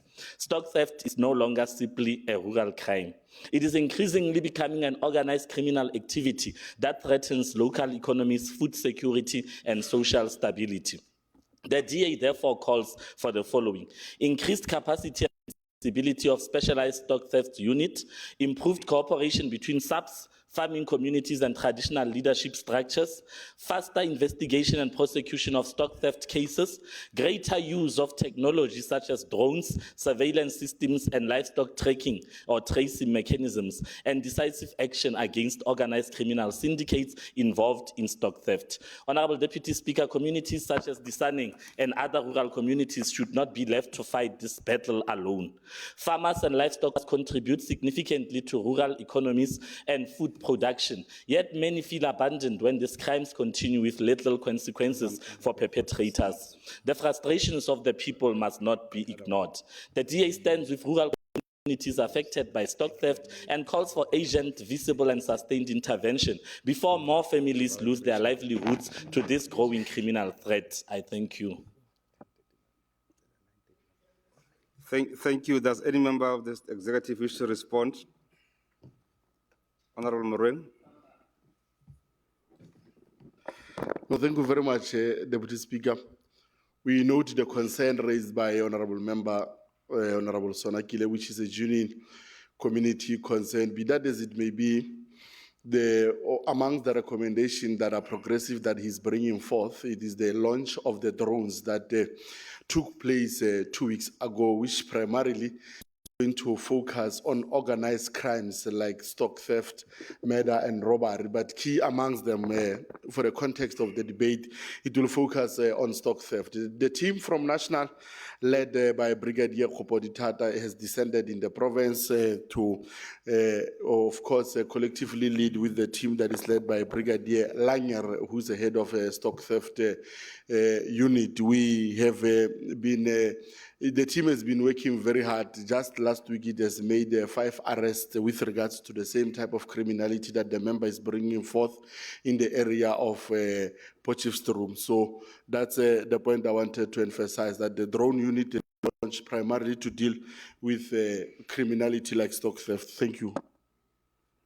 Thank you, Honorable Moren. Honorable members would recall that in terms of the rules, the statements are allocated an hour. Now, I will now call on Honorable Wolwon at the discretionary time of the presiding officer, and after that, that will be it. Because we have exceeded the 1 hour. So I'm calling on you at my discretion, and after that, that will be it. Thank you, Deputy Speaker. Honourable Speaker, I rise on behalf of the DA. Shortly, this House will consider the budget for the Northwest Department of Education, yet there is no clarity on how the department will fund its constitutional obligations. On 6 May 2026, Section 27 formally demanded that the department release its 25-26 school infrastructure report, which by law must be tabled within 120 days of the financial year end. Deadlines passed, but the report is still not publicly available, and questions remain about concealment and accountability. Previous financial years proved that billions are needed to repair crumbling schools, but 86% of projects are stalled. Approaching a new budget amid reports of a significant fiscal shortfall, Northwest Education cannot provide a clear account of the current state of classrooms, sanitation, or scholar transport. Before the budget cycle, the MEC must publish relevant reports and explain how it will be funded while irregular expenditure persists, especially in supply chain management, where there is a huge scope for unauthorized, irregular, fruitless, and wasteful expenditure. The lack of transparency undermines public confidence and prevents this legislature from exercising proper oversight. This legislature and parents, educators, and learners deserve to know whether funds allocated for infrastructure and essential services are reaching the schools that need them most. Every delayed project, every incomplete classroom, and every unsafe sanitation facility represents a failure to deliver on the promise of quality education. Without accurate and up-to-date information, this House cannot make informed decisions on budget allocations or hold the department accountable for its performance. The DA's principles of transparency, fiscal responsibility, efficient use of public funds, and equal opportunity demand nothing less. I thank you. And thank you for the opportunity. Thank you, Honorable Allwan. Does any member of the executive wish to respond? None.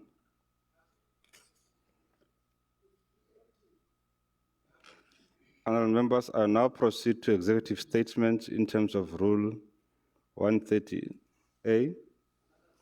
Does any member does any member of the Executive Council wish to make an executive statement?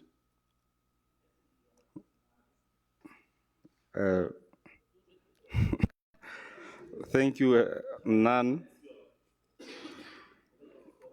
Secretary, may you please read the next order? Order number 5, announcements, tablings, and committee reports. Honorable members, reports have been tabled through the ATC and referred to the relevant committees for scrutiny and further processing. Committee reports are also tabled through the ATC. Does the House adopt the committee recommendations as House resolutions? Yes, we adopt, especially ad hoc committee report.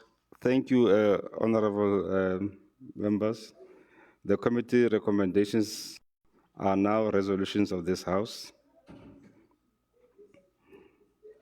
Secretary, may you please read the next order?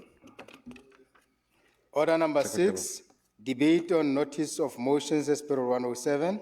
6.1, the role of the mining industry in the addressing the triple challenges of unemployment, poverty, inequalities, implementation of social and labor plans, responsibilities and mining beneficiation of host communities in the Northwest Province. 6.2, the urgent need for all state-funded clinics in the Northwest Province to provide a 24-hour operations. Thank you, honorable members. Earlier on, I said I'll make a ruling in terms of the notice of motions deposited by Honorable Sonakile. In terms of Rule 107, subsection 2, Honorable Sonakile failed to propose a draft resolution to be adopted by the House. Rather, in his submission, he resolves that the Speaker investigates the conduct and correctness of the response provided to the House by MEC Mosenuche, which does not seek a resolution of the House. The Honorable Sonakile is duly advised to write to the Speaker. Therefore, the motion falls off. I so rule.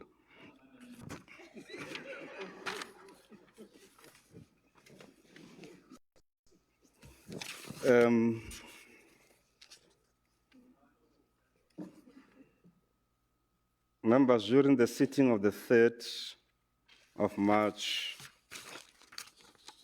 2026, Honorable Tsolo tabled a motion in terms of Rule 107 for the House to debate the role of the mining industry in addressing the triple challenges of unemployment, poverty, inequalities, implementation of social labor plans, responsibilities, and mining beneficiation of host communities in the Northwest Province.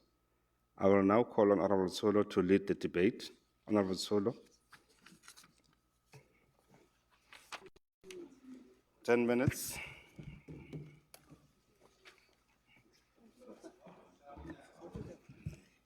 Thank you very much, Honorable Deputy Speaker. Baagi ba province ya Bokone Bophirima.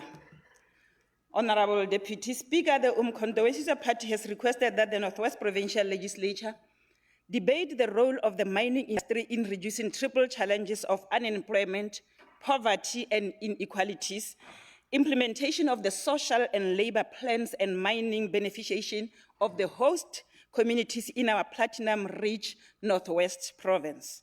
On the 26th June 1955, the Congress of the People adopted the Freedom Charter, which sets the objectives of the National Democratic Revolution. All progressive forces are in agreement that the South African economy should be guided by the Freedom Charter, in particular, the injunction that the people shall share in the country's wealth. The national wealth of the country, the heritage of South Africans, shall be restored to the people. The mineral wealth beneath the soil, the banks and monopoly industry shall be transferred to the ownership of the people as the whole. The Northwest Province, Honorable Deputy Speaker, is a significant mining hub in South Africa, and our province is known for its rich mineral resources, including platinum, gold, and diamonds, contributing substantially to the economy of South Africa. The Northwest Province is often referred to as the Platinum Province due to its vast deposits of platinum group metals and a home to approximately 300 active mines, which contribute about 31.3% of the region's gross domestic product, the GDP.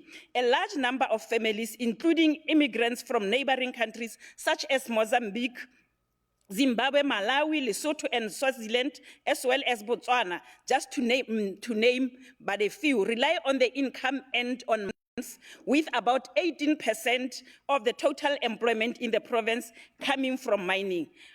Honorable Deputy Speaker, Umkhonto Party would like to request this August House to reflect and zoom and appreciate the variety of mining products obtained from the Northwest, to appreciate the God-given wealth to the people of this particular province, so that at the end of the day, they become beneficiaries of the process. The mines in the Northwest Province produce about 50% of the platinum procured in the world and 65% of the South Africa's platinum group metals. For instance, chromite is another major mineral mined throughout the province, and there are several ferrochrome smelters and other processing plants. Gold and uranium are found along the border of the province with Gauteng and Free State. In particular, we can also mention Klerksdorp as well as Orkney. Diamonds are mined at Christiana, Bloemhof, and Lichtenburg. Lichtenburg is also the center of the cement industry. Other minerals found in our province, Northwest, include fluorspar, vanadium, rhodium, uranium, copper, limestone, slate, phosphate, manganese, coal, nickel, including significant stone and granite operations. Hence, there are some community infights around Budibe because of the lime that is being produced around that particular area. Notwithstanding the Northwest Province being well endowed with mines as a God-given natural resources, Honorable Deputy Speaker, the province is still facing socio-economic challenges inclusive of high unemployment rate, poverty, and inequality. The Northwest Province is the only province, Honorable Deputy Speaker, in the country where the unemployment is the highest, where half of the population is unemployed. There are unemployed people than there are employed people. Unemployment in our province has been rising steadily and has now reached unmanageable levels. Therefore, Honorable Deputy Speaker, there is an urgent need for the Northwest Provincial Legislature to debate the role of the mining industry in addressing triple challenges of unemployment in our province, in particular, poverty and inequalities, the extent of compliance, implementation of the social and labor plans by mining companies, and mining beneficiation of local host communities in the platinum-rich Northwest Province. You can take an example of Marikana and neighboring areas where there are a lot of minings and the roads in those particular areas where there is mining that is taking place. Nothing is happening, no development and so forth. Raw mining materials, including huge mining profits, are still extracted outside the Northwest Province instead of being processed in the province to strengthen manufacturing opportunities. This is an opportunity that can be engaged or taken as an advantage by the province so that we are able to assist our community in this particular province. Many mine workers are being retrenched and the labor democratic gains of workers are being reversed. You look at Tarisa mine, they have just did as they wish.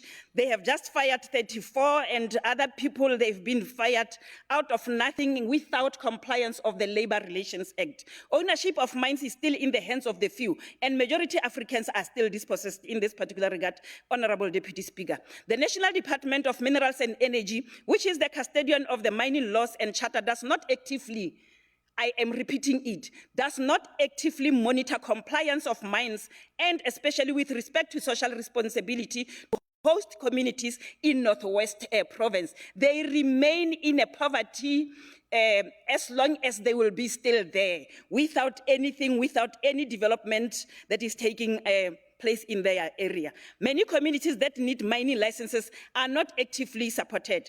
There is therefore a need, Honorable Deputy Speaker, for the Northwest Provincial Legislature to debate and answer the following questions in the context of the Freedom Charter and advancing the objectives of the National Democratic Revolution in Northwest Province. What are the current conditions of the Northwest Province mine workers and the mining sector in 2026? That is a very pertinent question. How much tangible progress have we made since 1994 as this particular province to the achievement of all the goals of the Freedom Charter towards implementing the basic mining programs of our National Democratic Revolution in our Northwest Mining Rich Province? How are we doing towards successfully completing the National Democratic Revolution in as far as the mining sector in the Northwest Province is concerned? What role is the mining industry playing in empowering our women, youth, and our disabled in this particular province? What can the Northwest Provincial Legislature do as agents of change to influence national government to ensure that the mining natural resources of the Northwest are maximally used to banish unemployment, poverty, hunger, and inequalities in the province? Just wait. Honorable Klapi, I've seen your hand is up. Thank you very much, Chair of Chairs. Again, I can't get one of the for the mining. But what's a hell or speaker seka question. Honorable Deputy Speaker, I don't have time to take any question. We will debate this matter outside. What role is the mining industry playing in empowering women, youth, and the disabled people in our province? What can the Northwest Provincial Legislature do as the agents of change to influence national government to ensure that the mining natural resources of this particular province are maximally used to banishing unemployment, hunger, poverty, and inequalities in the Northwest Province? To what extent are mining companies complying in implementing their social responsibilities to host communities? What can be done, Honorable Deputy Speaker, to ensure that the raw mining materials are being processed in the Northwest Province with a view of creating more jobs opportunities? As we are speaking, matlo a baragagi ba rona ke magaga side ya Bapong, batho ba ineile malapa a batho ba yepa ga gore sepe, everything is business as usual. Madam Chair of Chairs, Umkhonto Wesizwe Party would like to refer this August House to Section 42 of the Constitution of South Africa, whereas issues of mining, defense, and others are a national competency. But Section 42 of the Constitution has provided channels through which the provincial legislatures, provincial governments can ensure that the provincial interests are taken into account in the national sphere of government as well as national legislation. Therefore, Honorable Chair of Chairs, Umkhonto Wesizwe Party would like to sensitize and to urge the Northwest Provincial Government as well as us as the provincial legislature to effectively utilize the channels provided by Section 42 of the Constitution in making proposals to national sphere of government to address matters of national competency that affects the residents of the Northwest Province. It can't be business as usual that when we raise certain issues, we are being told about the national competency, while the laws nor the acts assist us to do best. Section 42, subsection 1 of the Constitution, Honorable Chair of Chairs, provides that the Parliament consists of the National Assembly and the National Council of Provinces. Therefore, Section 42, subsection 2 again states that the National Assembly and the National Council of Provinces, that is the NCOP, participate in the legislative processes in the manner Honorable set Member, out in the Constitution. As you wrap up, Honorable Member.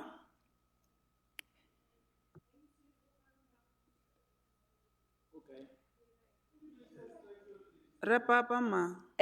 Honorable Chair of Chairs, the ruling party did not use a two-thirds majority vote it had for the 3 decades that time to meaningfully change the lives of the majority of South Africans as expected by the forefathers of democracy in South Africa. It is particularly this sunset clause are still used by the monopoly capital to date to keep the majority dispossessed Africans under perpetual poverty, hunger, joblessness, and equality after 30 years of political democracy. The foundational issues of poverty, unemployment, and inequality stems from the theft of land and mineral resources. For 3 decades, Honorable Chair of Chairs, the majority previously disadvantaged have been living from the crumbs that fall from the tables of the monopoly and the capitalist large.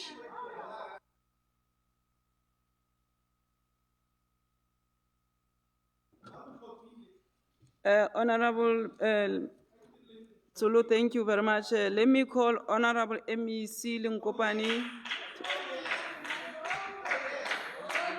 Honorable MEC, you have 10 minutes.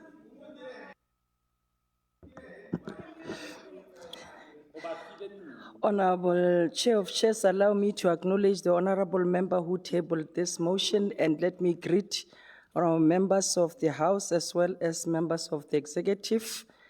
This debate is important because it speaks to a matter that continues to occupy the minds of our people. It is about jobs, it is about economic inclusion, it is about whether the wealth of the Northwest Province is being leveraged to improve the lives of the people of the province. Many of our people continue to ask this legitimate question, which is how can a province blessed with some of the world's richest mineral deposit continue to face unemployment, poverty, and inequality? Government does not dismiss this question. We understand frustrations of mining communities. We understand the frustrations of young people searching for opportunities. We understand the frustrations of local businesses seeking meaningful participation in the value chains. And as government, we understand the concerns relating to environment management, infrastructure pressures, and the future sustainability of the mining towns. However, as the government led by the ANC, the leadership requires more than identifying challenges. Leadership requires understanding why those challenges exist and what must be done to address them. For many decades, the dominant mining model was built around extraction. Minerals were extracted here, transported elsewhere, and processed elsewhere. The highest levels of value addition often occurred outside communities where resources originated. Whilst mining generated significant economic activity, it also created structural weaknesses that continue to affect many communities today. This is why government is deliberately driving a transition from an extractive economy towards a beneficiation economy and industrial economy. Honorable Chair of Chairs, the lessons from Klerksdorp, Orkney, Hartebees, Fontaine, and Stilfontein remain very important. These communities teach us that the economic diversification cannot begin when a mine closes. It must begin while mines are still operating. Mine closure planning must start early. Skills must be retained. Communities must be prepared for a future beyond extraction. Most importantly, this experience has taught us that a mining town should never be left with a single economic identity. While mining is active, government and industry must simultaneously be building the next economy that will sustain the communities when mining activity declines. That lesson continues to shape our work today. Honorable members, there is a narrative that government lacks direction. We reject that narrative. Government is guided by the Provincial Growth and Development Strategy. The PGDS is not just merely a planning document.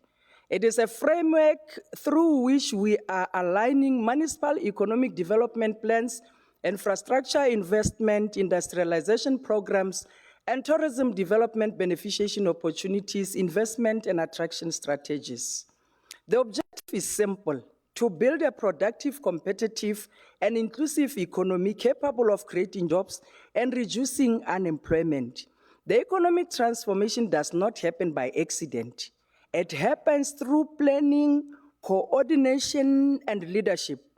Honorable Chair of Chairs, the global economy is changing rapidly. The competition for critical minerals is intensified.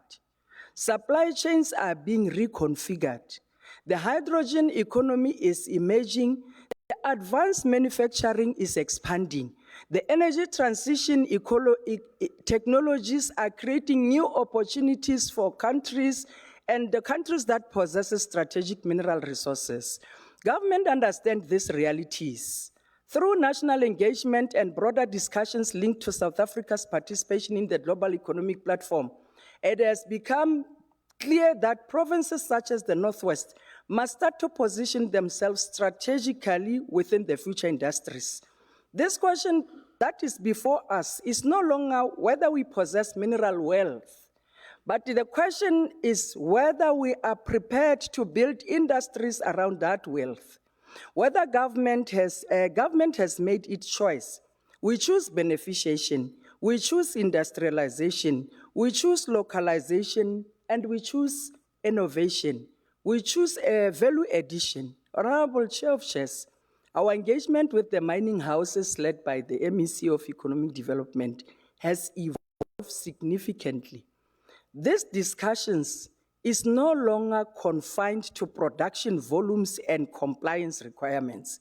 Increasingly, our engagements focus on supplier development, enterprise development, localization, youth employment, beneficiation opportunities, and the future sustainability of mining communities. We're encouraging mining houses to view themselves not only as extractors of resources, but as strategic partners in the regional economic development. That is why government continues to advocate for social labor plans that leave behind productive economic assets, sustainable enterprises, and measurable community benefits. The social labor plans must increasingly be aligned with municipal integrated development plans. Communities themselves must help to shape these priorities. The traditional leadership structures, the municipalities, and industry must work together to ensure that mining investments support long-term development objectives. The future of SLPs must be about sustainable economic value. Honorable Chair of Chairs, government is also examining opportunities that continue to pass through our province without generating sufficient local benefit. Whether it is opportunities linked to cement production, logistics, industrial services, coal-related supply chains, or downstream manufacturing activities, government continue to ask a simple question: how do we increase local participation? How do we create opportunities for SMMEs? And how do we then ensure that local enterprises become part of the supply chains? And how do we ensure that economic activities translates into local jobs and local ownership? These are practical interventions that government is employing to ensure that more than value remain within our province. One of the most important strategic interventions that is currently underway is the Joint Mineral Beneficiation Framework that has been developed between the two provinces when the MEC for Economic Development of Limpopo and Northwest, as per the directive of the two premiers, came together. They developed a framework, a beneficiation framework, which its significance lies in the fact that it moves government from reacting to mining developments towards actively shaping the future of mining economy. The framework recognized the Bushveld complex as one of the most strategic mineral assets. It seeks to increase local processing, support manufacturing, industries, strengthen research and innovation, expand participation in value chain, as well as having the long-term objectives which is more of retaining more value, create more jobs, and build more industries closer to where the resources originate. Honorable Chair of Chairs, the Platinum Valley and Woodrell Special Economic Zone forms part of this broader vision. The beneficiation frameworks tell us more about where we are going, as it is through these initiatives that government seeks to unlock thousands of direct and indirect opportunities over time through industrial investment. That is why our partnership with institutions such as Northwest University is important. The future mining economy will require engineers, it will require artisans, geologists, environmental specialists, researchers, and technology innovators. If beneficiation is to succeed, we must build a pipeline of local skills capable of supporting industrial growth. Honorable Chair of Chairs, government is equally committed to ensuring that former mining communities are not abandoned. Mine closure should not mean community closure. Government believes in rehabilitation. The MEC has started to engage robustly with the mines around Dr. Kenneth Kaunda. That rehabilitation should not only mark the end of economic activity, it should mark the beginning of a new phase of the economic activity. Rehabilitated mining land present opportunities for renewable energy projects, the solar farms, agriculture, logistics hubs, tourism facilities, and industrial development. This approach is consistent with the modern ESG principles. Honorable Chair of Chairs, emerging minor cooperative and community enterprises must be supported within the framework that promote environmental compliance. That is why government continues to diversify through tourism, agriculture, and processing renewable energy. These sectors are not competing priorities. They are complementary pillars of the diversified economy capable of creating opportunities across different regions. Honorable Deputy Speaker, the opportunities before us are significant. The beneficiation can create new industries, industrialization can create jobs, development can strengthen local enterprises. The combined impact of these interventions has potential to unlock thousands of direct and indirect employment opportunities. The history, Honorable Chair of Chairs, as I conclude, will not judge us by mineral wealth we inherited. Honorable History will MEC, judge us by what we Your time did. is up, Honorable MEC. Honorable Chair of Chairs. Your time is up. As I conclude, Chair, the administration has made its choice. We are not spectators to the economic change. We are shaping it, we are coordinating it, we are driving it, and we are doing so because the people of the Northwest deserve the economy that works for them, that creates opportunities for them, and that leaves a better future for their children. I thank you, Chair of Thank Chairs. you very much, Honorable MEC. Let me call Honorable Sondi. Honorable Sondi, you have 9 minutes.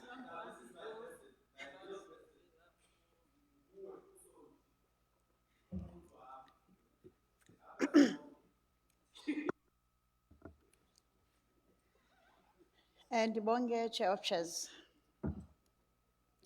The mining industry has been the backbone of the economy of Northwest Province for many decades. Our province is rich in platinum, gold, chrome, and other mineral resources that have generated billions of rands in wealth.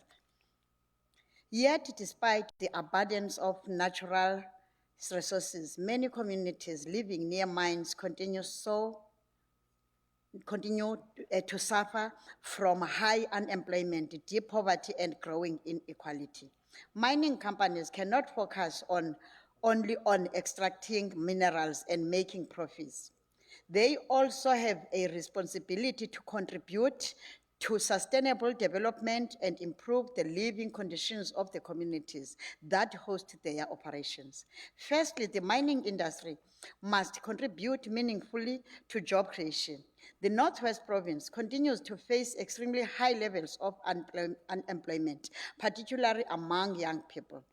While mining remains one of the largest employers in the province, mechanization and restructuring have reduced employment opportunities over time. Mining companies must therefore invest in skills development programs. A paid job where you learn a skilled trade, internships, and artisan training to prepare young people for employment within and beyond the mining sector. Chair of Chairs, further mines must prioritize local procurement and local employment. Too often communities surrounding mines watch opportunities being awarded to businesses and workers from outside their areas. Local people must be the first beneficiaries of economic opportunities created by mining activities. This will not only reduce unemployment, but also stimulate local economic growth. Secondly, the mining industry must play a greater role in the fight against poverty.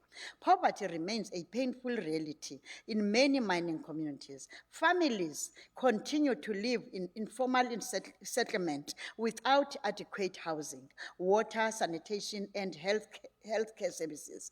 While mining companies make substantial profits from the extraction of minerals, host communities often see very little improvement in their quality of life. Chair of Chairs, this is where social and labor plans became critically important. Social and labor plans were introduced to ensure that mining activities contribute directly to community development. They require mining companies to invest in housing projects, school, healthcare facilities, roads, skill development, and other community programs. Unfortunately, many social and labor plans are either poorly implemented or not implemented at all. Communities frequently complain that projects promised by mining companies never materialize or are completed without meaningful consultation. In some cases, there is little transparency regarding how funds are spent and whether commitments are fulfilled. Government regulators must strengthen monitoring and enforcement mechanisms to ensure full compliance with social and labor plan obligations. Mining companies that fail to honor their commitments must face consequences. At the same time, communities must be empowered to participate actively in the planning, implementation, and monitoring of these projects. Development cannot be imposed on communities. It must be developed together with them. Chair of Chairs, the third challenge is inequality. South Africa remains one of the most unequal societies in the world, and this inequality is visible in many mining towns. On one side, there are modern mining facilities generating enormous wealth. On the other side, there are communities struggling with unemployment, inadequate infrastructure, and limited opportunities. This inequality creates frustration, social instability, and conflict. To address these challenges, mining companies must ensure that the benefits of mining are shared more equitably. Workers deserve fair wages and decent working conditions. Communities deserve meaningful investments that improve their lives. Local businesses deserve access to procurement opportunities. Traditional communities and landowners deserve fair compensation and participation in decision-making processes. Another critical issue is mineral beneficiation. For too long, South Africa has exported raw materials while importing finished products at much higher prices. This practice limits job creation and economic growth. Beneficiation refers to the processing of minerals into higher value products before export. The Northwest Province has enormous potential to become a center of mineral beneficiation, particularly in the platinum sector. Instead of exporting raw platinum, we should be manufacturing catalytic converters, fuel cell technologies, jewelry, and other platinum-based products. This would create thousands of additional jobs, stimulate industrial development, and increase the economic benefits derived from our mineral resources. Chair of Chairs, beneficiations must not only occur at a national level, but must also benefit host communities directly. Training centers, manufacturing facilities, and enterprise development programs should be established in mining areas. This will ensure that local communities participate meaningfully in the entire mining value chain, rather than benefiting only from temporary employment opportunities. The future of mining in the Northwest Province must be based on partnership and accountabilities. Government mining companies, organized labor, and communities must work together to ensure that mining contributes to inclusive growth and sustainable development. The wealth beneath our soil must translate into opportunities above the ground. Mining should not leave behind poverty, unemployment, and inequality.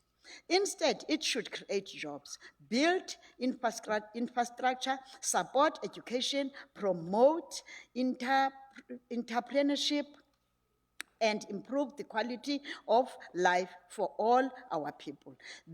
Only then will the people of the Northwest Province receive their fair share of the wealth generated by mining companies. I thank you, Chair of Chairs. Thank you very much, Honorable Sondi. You have 2 minutes. Let me call Honorable Sonakile. You have 8 minutes. Plus 2, yeah, Mama Sunti. Thank you, COC. Chair of Chairs, I don't know how inspiring it is that in 2026, we still sit in this house and have to debate mining beneficiation and opening of clinics 24 hours as debate topics, when at least at a time like this, one would think would now be talking or debating implementation, budgets, oversight, and outcomes of implementation of these two issues that are before us today. But hey, it is in the Northwest. Even the obvious still has to be rediscovered with every sitting. You know, COC, if mining wealth alone could defeat poverty, unemployment, and inequality, then mining communities in the Northwest will be among the most developed in South Africa. Instead, many communities next to the mining operations still live with total collapsed roads, unemployment, informal settlements, and failing municipal services. The people of this province have watched billions leave their soil with very little returns to their communities. And that is why this debate cannot become another exercise in slogans and political rhetoric. The real question is simple: who has benefited most from the mining wealth? Is it the people or the politically connected elites? COC, mining has built the economy of the Northwest Province. The platinum beneath our soil powers industries across the world, and our province contributes enormously to the South African economy through mining production, exports, and employment. Yet communities in Marikana, Vonderkop, Bapong, Kanana, Kuma, Stilfontein, and Ramotsere continue to face unemployment, deteriorating infrastructure, and deep poverty. How can communities sitting on platinum, chrome, and gold still be trapped in poverty? How do municipalities receiving mineral revenues still fail to provide basic services? And how do communities continue hearing promises through social and labor plans while conditions on the ground remain unchanged? COC, the DA believes mining remains critical for economic growth, investment, and employment. But mining alone cannot solve poverty and inequality when government fails to enforce accountability, transparency, and proper development planning. It will fail when the Department of Minerals is sleeping on duty and it is captured. One of the greatest failures has been the implementation of social labor plans. Communities are continuously promised schools, roads, clinics, housing projects, etc. Yet in many instances, communities see consultation meetings and very glossy presentations, but very little implementation on the ground. Social and labor plans cannot continue to become public relations exercises. They must become legally enforceable development commitments with proper monitoring and public reporting. COC, we must, however, acknowledge where progress is being made. Institutions such as Orbit TVET College in Rustenburg have shown what meaningful partnership between mining and education can achieve. Through collaborations with mining houses, young people are receiving artisan training, technical skills, and workplace exposure that create direct pathways into employment. The Platinum Incubator in Rustenburg also supports entrepreneurship and manufacturing opportunities in jewelry design and beneficiation. These are examples of mining contributing positively towards skills development and economic participation. But, honorable members, let us be clear. The mining sector is not government. It cannot permanently substitute the role of a capable and functional state. Yes. It cannot substitute the role of a capable and functioning state. COC, even visible infrastructure successes expose government failure. The biggest problem in the Northwest is government. Nothing else. Look at Olympia Park Stadium. It has been allowed to deteriorate under government oversight to the point where the Northwest government no longer has a compliant stadium capable of hosting PSL matches. Yes, I know when I touch such topics, I'll get such responses. And these are responses that are coming from members of EXCO who are supposed to be at the forefront of what we are dealing with today. So it's quite embarrassing. How does a province with this level of mining activity fail to maintain even basic sporting infrastructure? The mine donates, government sits back and expects that infrastructure to still be in condition. That is how disappointing it is. Honorable members, we must also confront the painful essence of Mahikeng. Mahikeng was not just a labor tragedy. It exposed the deep inequalities that exist within mining communities. It exposed the deep inequality that exists within mining communities. Workers and communities who contribute to the wealth of this province continue to live in overcrowded informal settlements with limited services and little economic opportunity. More than a decade later, most or many of these socio-economic conditions remain unchanged. What does that say about commitment to justice? COC, another major frustration among communities is the issue of local employment and procurement. Young people living next to mines often complain that they remain unemployed while opportunities are outsourced elsewhere. Small local business struggle to access procurement opportunities while major contracts continue circulating among politically connected networks and established community companies. That is why you get in that response from members of EXCO. Their politically connected networks are the ones who are beneficiaries from these mines in terms of procurement. Mining, yes, that's why I'm standing here. Mining communities should not merely watch wealth pass through their towns. They must actively participate in that economy. That is why the DA believes that mines must publish transparent local employment stats and local procurement figures so communities can hold both mining companies and government accountable. In Stilfontein and other affected areas, allegations continue surfacing about community resources and mining opportunities being diverted by politically connected individuals instead of benefiting ordinary residents. That is why you see Honorable Oliphant jumping up and down like this because he's from Matlosana, and this talks directly to the area where he comes from. At the same time, abandoned mine shafts have become breeding grounds for illegal mining operations and zamazamas, creating dangerous underground economies associated with crime, violence, and fatalities. This is not beneficiation. This is collapse of governance. Despite decades of mining activities and billions extracted from the soil, many communities in Matlosana, where the member comes from, still face unemployment, pothole, hidden roads, and failing infrastructure. COC, the Northwest Province also continues losing enormous economic opportunities because we still export raw minerals while value-added manufacturing happens elsewhere. Why are we exporting raw minerals instead of exporting finished products? Why are beneficiation industries not being aggressively developed in mining communities? True beneficiation means creating factories, industrial hubs, processing plants, and manufacturing industries right here in the Northwest. COC, the DA is not merely here to criticize. We are here to propose even solutions. We call for the following: full public disclosure of all social labor plans, independent annual audits into mining communities and community projects, transparent reporting into local economic employment and procurement, strong consequence management for mines and officials who fail communities, proper partnerships between municipalities, communities, and mining houses, and serious investment in beneficiation and industrialization in the Northwest. COC, there are communities in Northwest where children grow up seeing mine shafts every day but never seeing opportunity.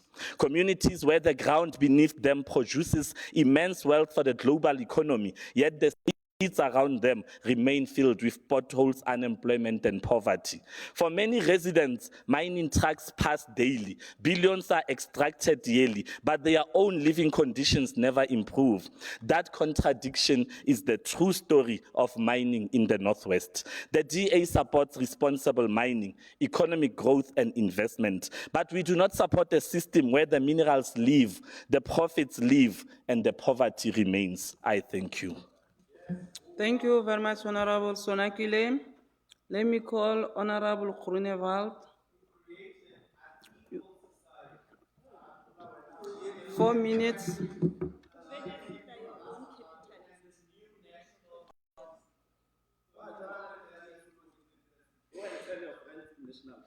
Thank you, COC. COC, the mining industry in the Northwest is not the enemy of development. In many communities, it is one of the few remaining engines of development. Mining remains the backbone of this province's economy. It sustains jobs, supports local business, and contributes directly to the social well-being of communities around mining towns. But today I want to focus on two practical matters. The first is community upliftment. Across the Northwest, mining companies have contributed to schools, water infrastructure, training programs, internships, bursaries, and small business development. These are not abstract promises. These are classroom, pipeline, skills programs, and opportunities for young people.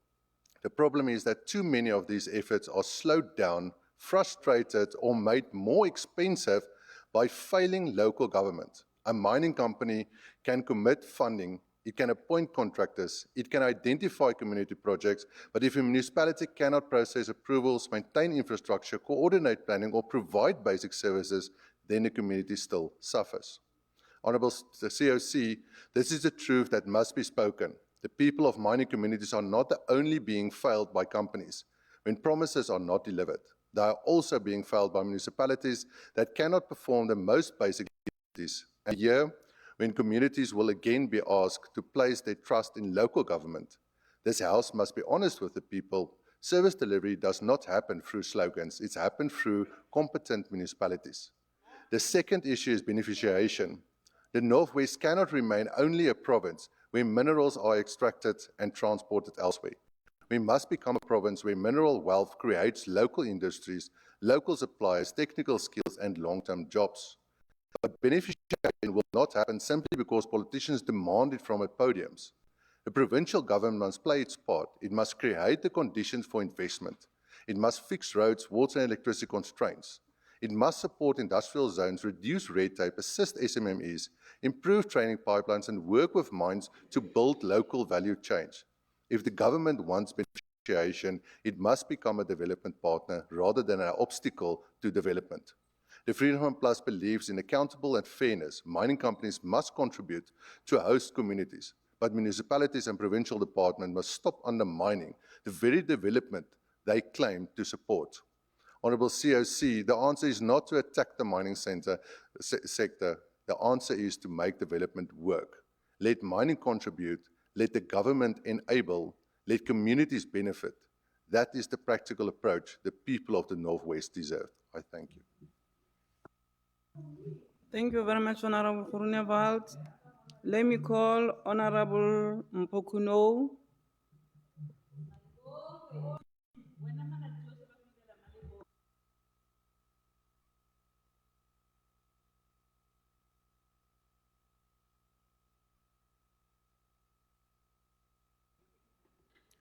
Honorable Kuno, you have 7 minutes.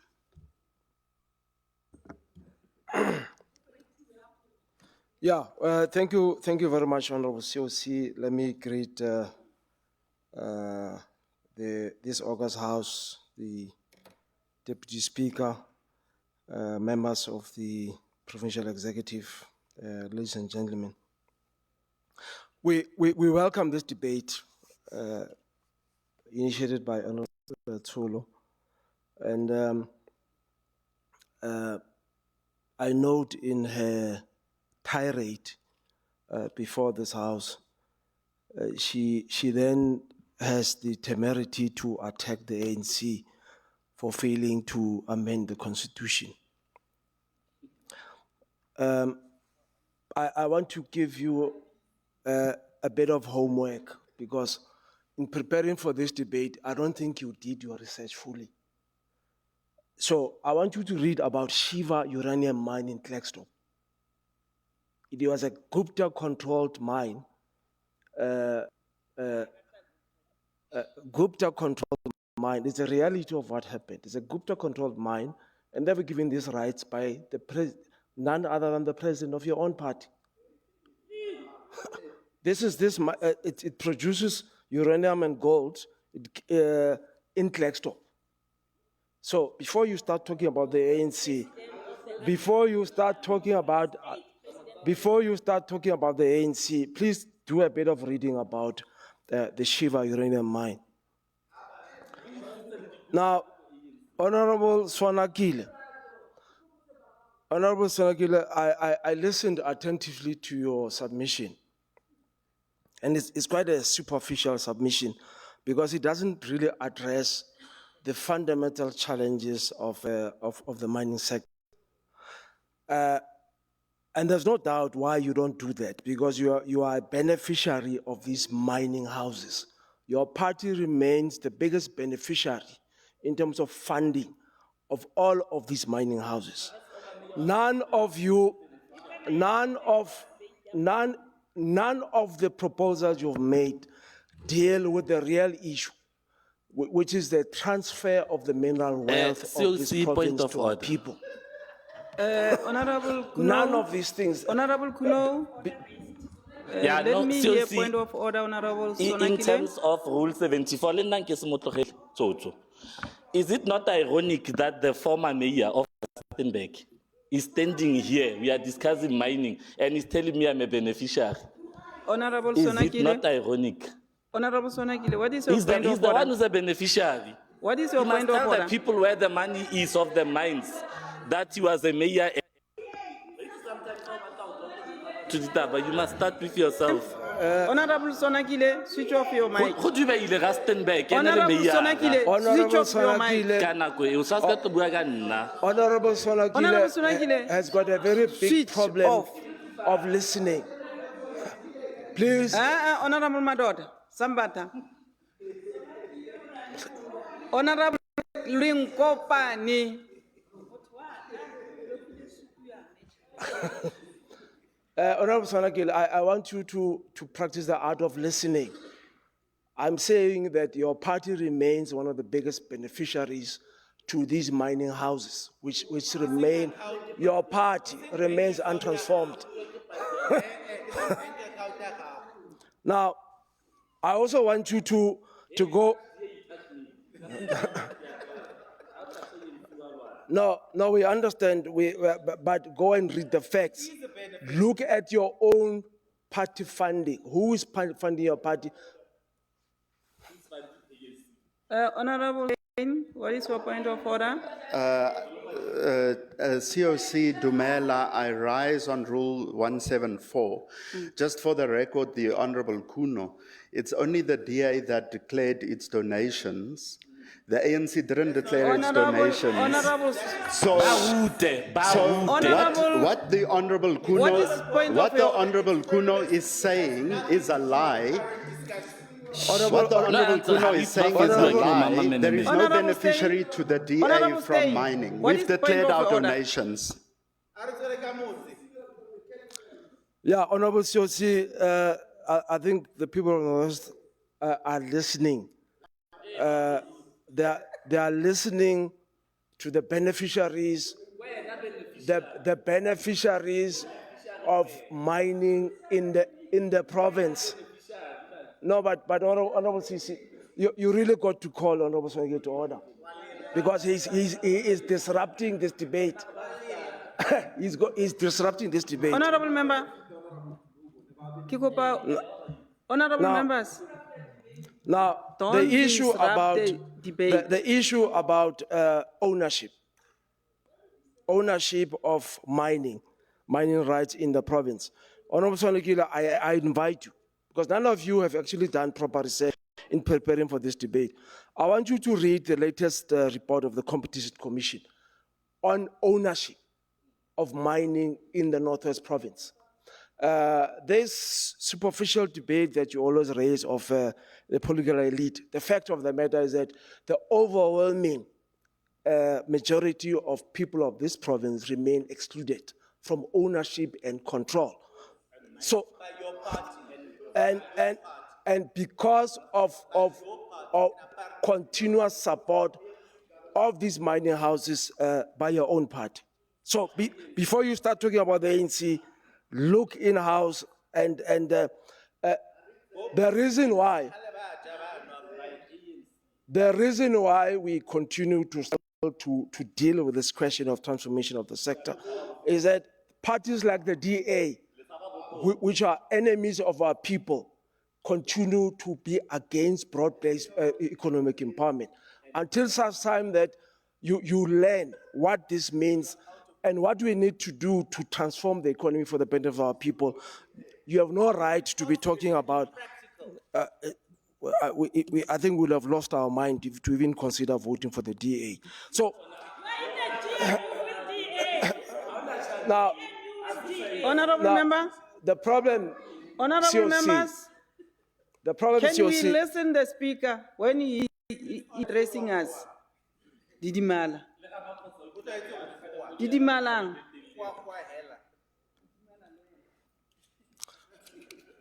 Yeah, Honorable COC, as I carry on with this very interesting debate, the reality, if you listen to the opposition, they've come here to cry at the wrong funeral.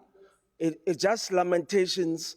There's no clear plan they have put on the table on making sure that the mining sector benefits the people of the country.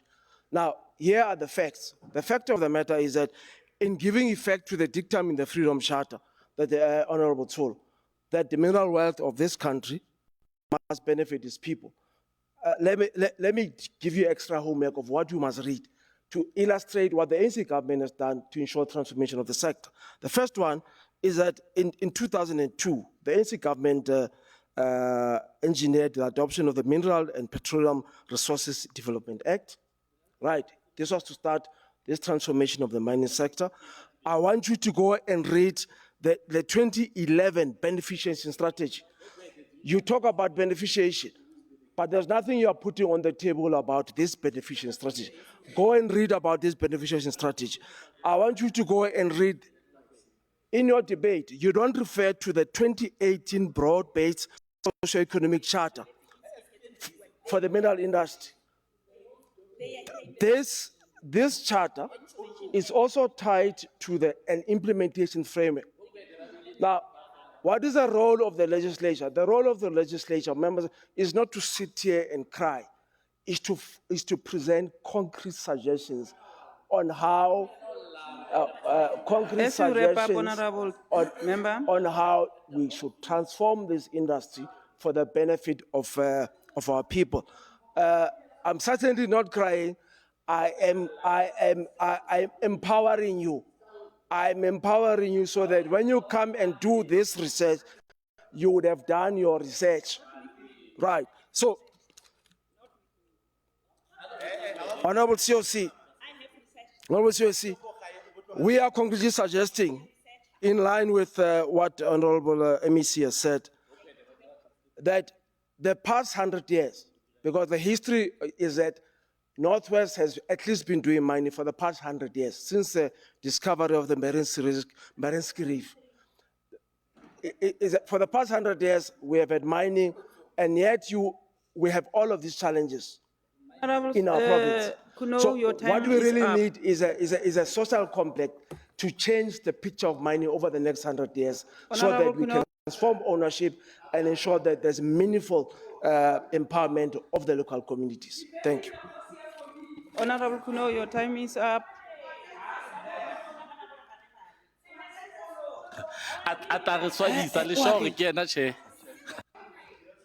And then, Thank you very much, Honorable Chair of Chairs. Without wasting any time and listening to the brouhaha on my left, that is uninformed. Chair of Chairs, this debate is titled "A Debate on the Role of the Mining Industry in Addressing the Multiple Challenges of Unemployment, Poverty, Inequalities, Implementation of Social and Labor Plans, Responsibilities, and Mining Beneficiation of Host Communities in the Northwest." We have heard nothing but smoke and dust coming from those who have initiated this debate. This is but regrettably a storm in a teacup. We agree, Chair of Chairs, that the mining sector has not met all of our expectations. We agree with that. But what we can't agree with is people consistently raising debates when they are uninformed, they don't do research, they don't quote statistics, they don't do anything, they just come here and scream. And we can't continuously be abused like that. Honorable Tsulo has not raised a single fundamental point, and she has not raised any motivation for this particular debate.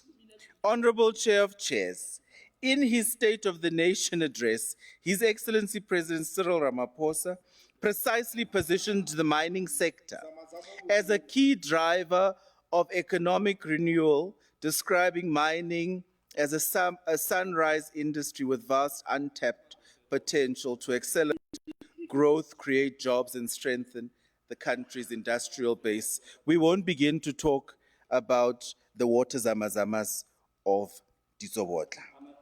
The sector provides the primary raw materials for manufacturing, construction, and technology, while also driving job creation, infrastructure, and substantial foreign exchange revenues.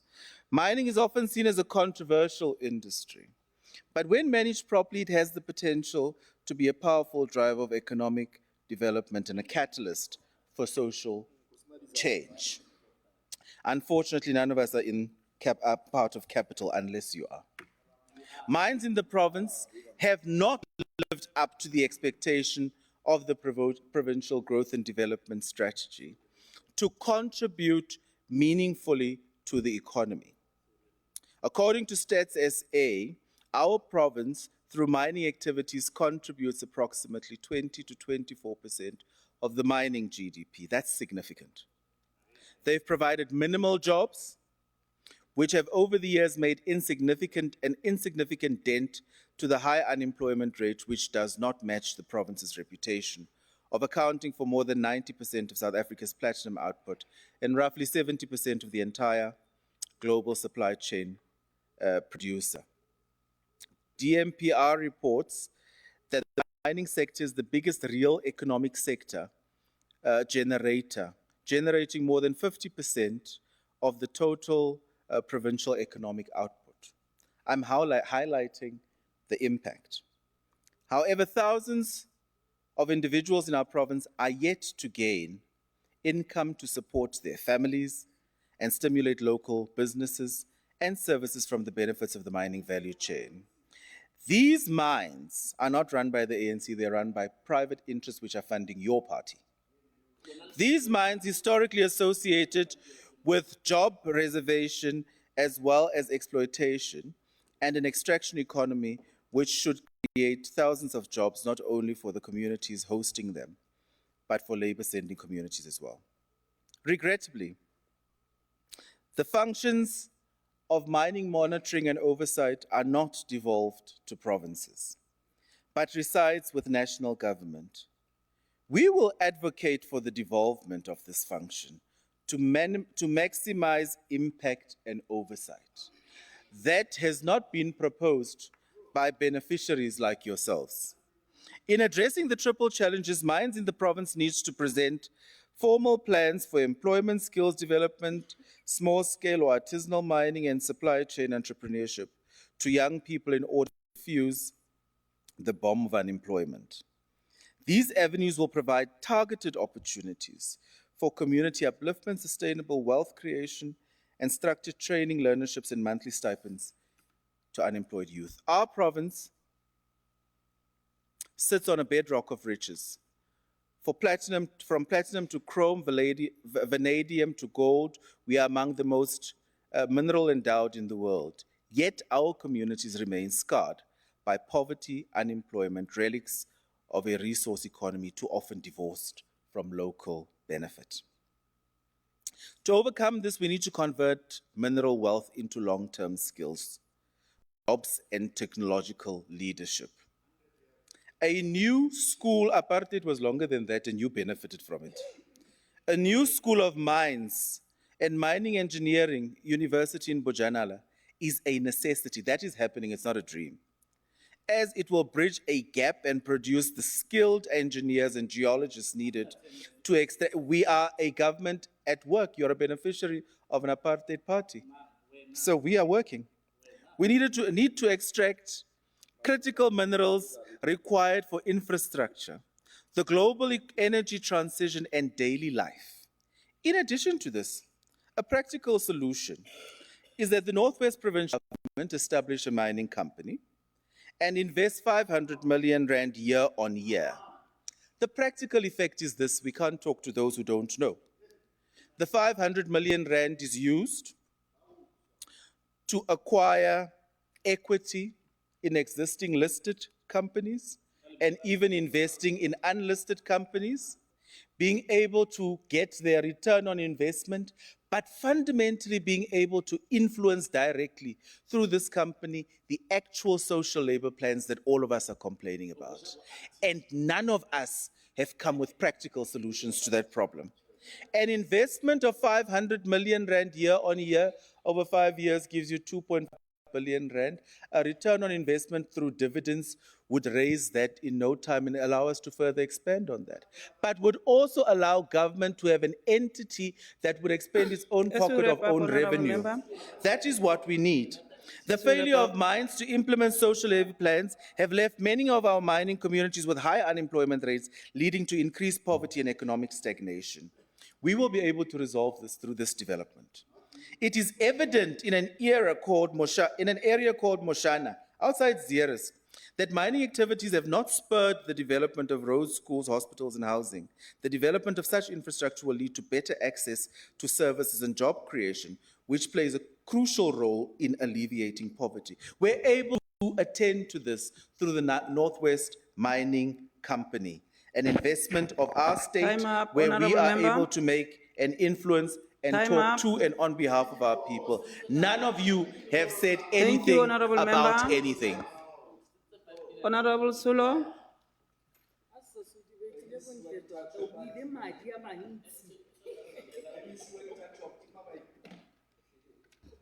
Thank you very much, Honorable Chair of Chairs.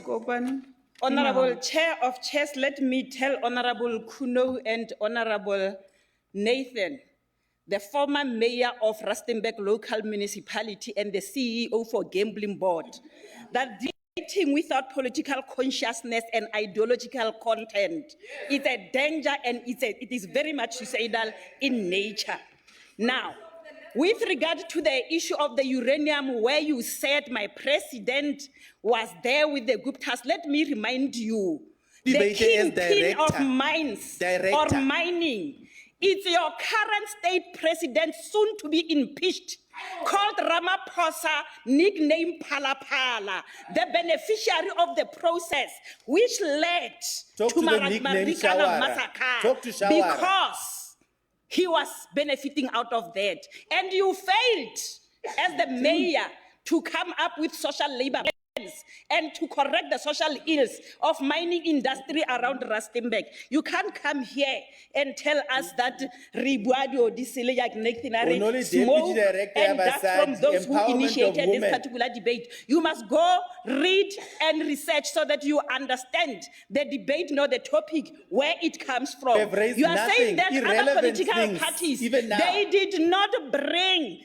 clear plans. Let me tell you, I've been listening very Give us your very solution. well. Listening is a requirement, not a skill. Let me tell you, I've learned from the best. Make a You noise, should give us have solutions. listened carefully. You would have heard those particular clear plans that were upon. Let me come to Honorable Bitzan Nkopani. Beneficiation framework. For how long? For how long? That rhetoric. We are sick and tired as this particular province and community to hear rhetoric. You are good in planning, you are good in coming up with policies, but you are failing in as far as implementation is concerned. Don't remind us, Honorable Kuno, about the existing act policies in as far as mining is concerned. I went through all these things. Where is implementation? You failed. And you did not even advise previously as the mayor. Quote your research. Now, Umkhonto weSizwe Party would like to make a call to all residents in this particular province of Northwest and to all anti-colonial progressive forces to work together to complete the unfinished struggle for the total economic freedom and amendment of the 1996 Constitution that still protects the rights of the minority few. Our generational mission should be economic freedom in our lifetime. The return of all natural and economic resources from the minority hands to the ownership and control and benefit for the people as a whole, including mines, water, electricity, and renewable energy resources. The issue of uranium, your counterpart Kaue as the former mayor, Honorable Kuno, was the beneficiary as uranium, and the Shiva uranium mines got closed up, and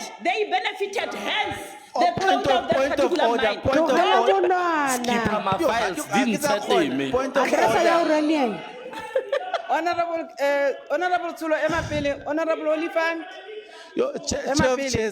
I'm trying. Honorable Speaker. Honorable COC. Honorable Takife Olifant, then Olifant, what is your point of order? Sorry, COC. My point of order is I'm trying. Warasa. What is your point of order? Warasa. Honorable, sit down.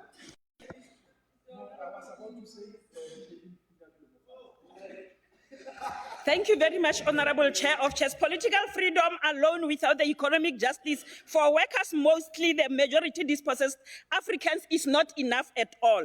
Political freedom, again, without the achievement of the total economic emancipation of the majority dispossessed Africans, Honorable Nathan, is just a dummy freedom or a dummy yangwana. Government implement a comprehensive beneficiation plan in this particular province. We need not to be told about beneficiation framework where there are no plans in this particular province. Develop that particular comprehensive beneficiation plan for each mineral category You don't with understand the that aim part. of creating millions of primary and tertiary jobs directly and indirectly linked to the mineral resources in this particular province. The Northwest Province, Honorable Chair of Chairs, is very much rich in natural resources, in mines, a vast agricultural land and tourism, but our province is rated the highest in terms of unemployment. Half of the population of the Northwest Province, which is unemployed, is without jobs, on hungry stomachs. Raw materials are being transported from Northwest to outside the province, thus weakening the prospect of. We need not to be lied to as community members in this particular province by the African National Honorable Congress. Tulo, Well your time is done. up. Well done, opposition Yo, yo, parties. yo, yo, Your yo, debate yo, were so yo. outstanding with clear plans. COC ra leboga.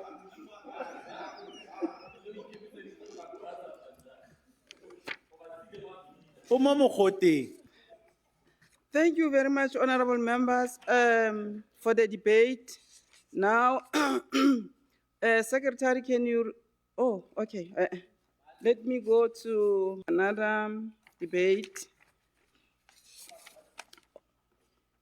Eish.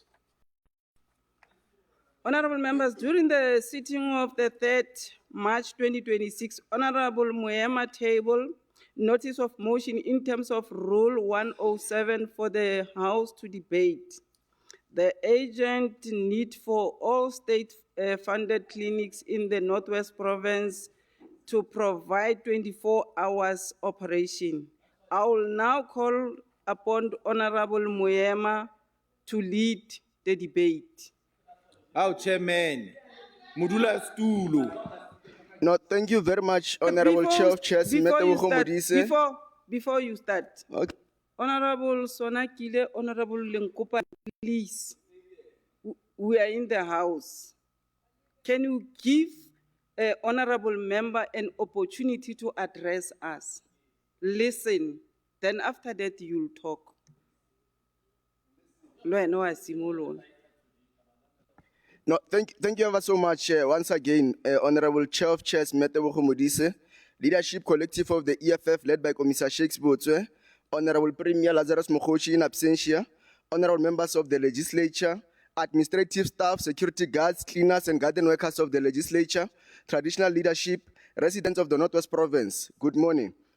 Honorable Chair of Chairs, as the old adage goes, history lends perspective, and history is the present stretched and elongated. I should wish to begin this debate by inspiring the House to learn from the life and times of Steve Bantu Biko, an anti-apartheid activist and a leader of the Black Consciousness movement who believed that all people deserved dignity, equality, and access to essential services.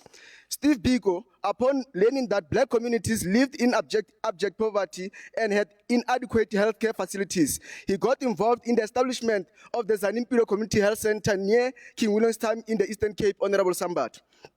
The clinic was established in 1975. It offered medical consultations, health education, and preventive care services. The clinic also created employment opportunities and encouraged community participation in the healthcare.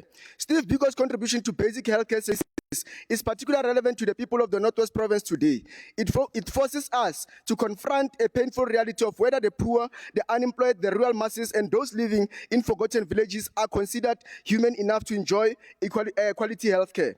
Because, honorable members, if they were, we would not have even having debate about whether clinics should operate for 24 hours. If they were, no mother will be forced to travel long distances at midnight in search of medical assistance.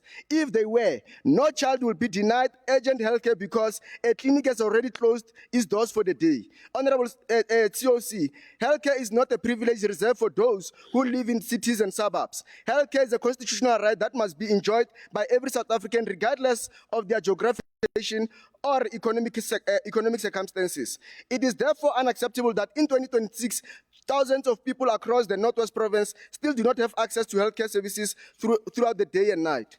The Northwest Province remains predominantly rural, with many communities located far from major hospitals. Villages such as Morokwe, Khanyisa, Tlakamensi, Tlakole, Madibogo, Kunwana, and many others depend almost entirely on local clinics as their primary sources of healthcare.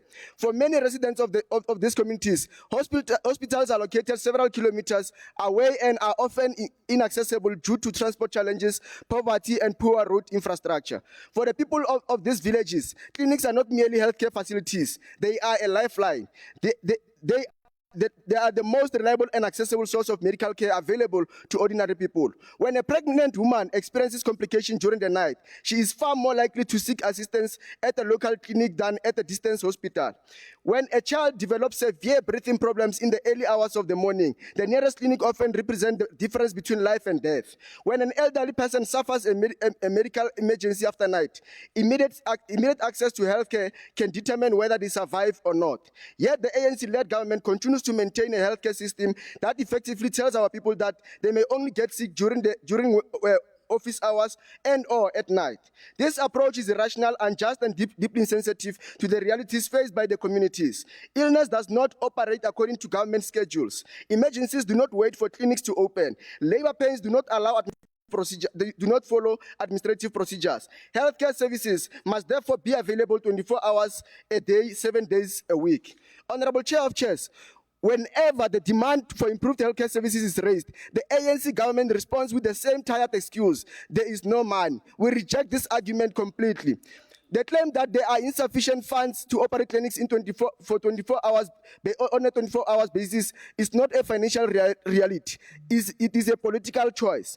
There is money for consultants who produce reports that gather dust on shelves. There is money for luxury vehicles and excessive travel budgets. There is money for politically connected service providers who continue to benefit from inflated tenders. There's money that disappears through corruption, wasteful and poor financial management. However, when the conversation turns to providing healthcare for poor black people in rural communities, government suddenly claims that there are limited resources. The truth is that there is money. What is absent is political will. The ANC government has consistently failed to prioritize the healthcare needs of our people because it has become disconnected from daily struggles faced by ordinary South Africans. The refusal to provide 24-hour clinic services is not consequence of financial constraints. It is a consequence of misplaced priorities.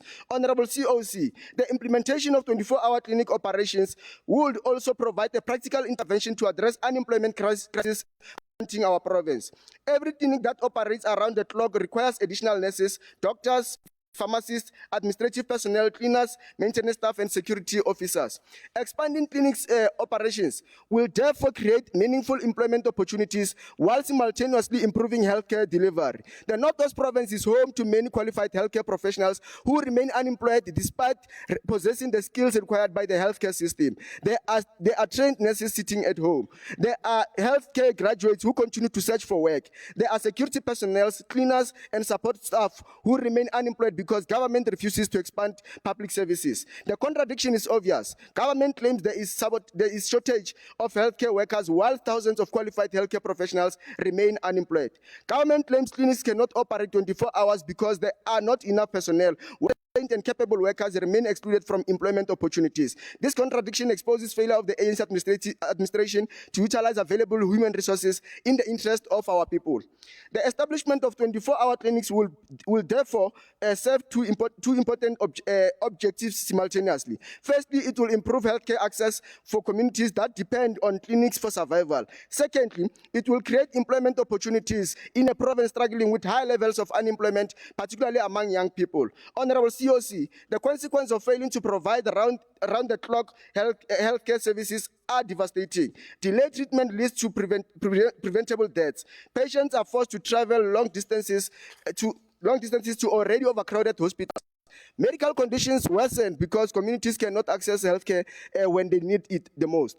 Families suffer unnecessary trauma because government has failed to provide healthcare infrastructure. A government that cannot guarantee access to healthcare through the day and night cannot claim to be committed to well-being of its people. A government that allows poor rural communities to suffer while hiding behind budgetary excuses has abandoned its constitutional responsibilities. The economic freedom fighters believe that every community, regardless of its location, deserves access to quality healthcare. We believe that every village deserves properly resourced clinics operating 24 hours a day. We believe that healthcare workers must be employed to serve communities and reduce unemployment. We believe that healthcare is a fundamental human right that will never be determined by geography, income, or social status.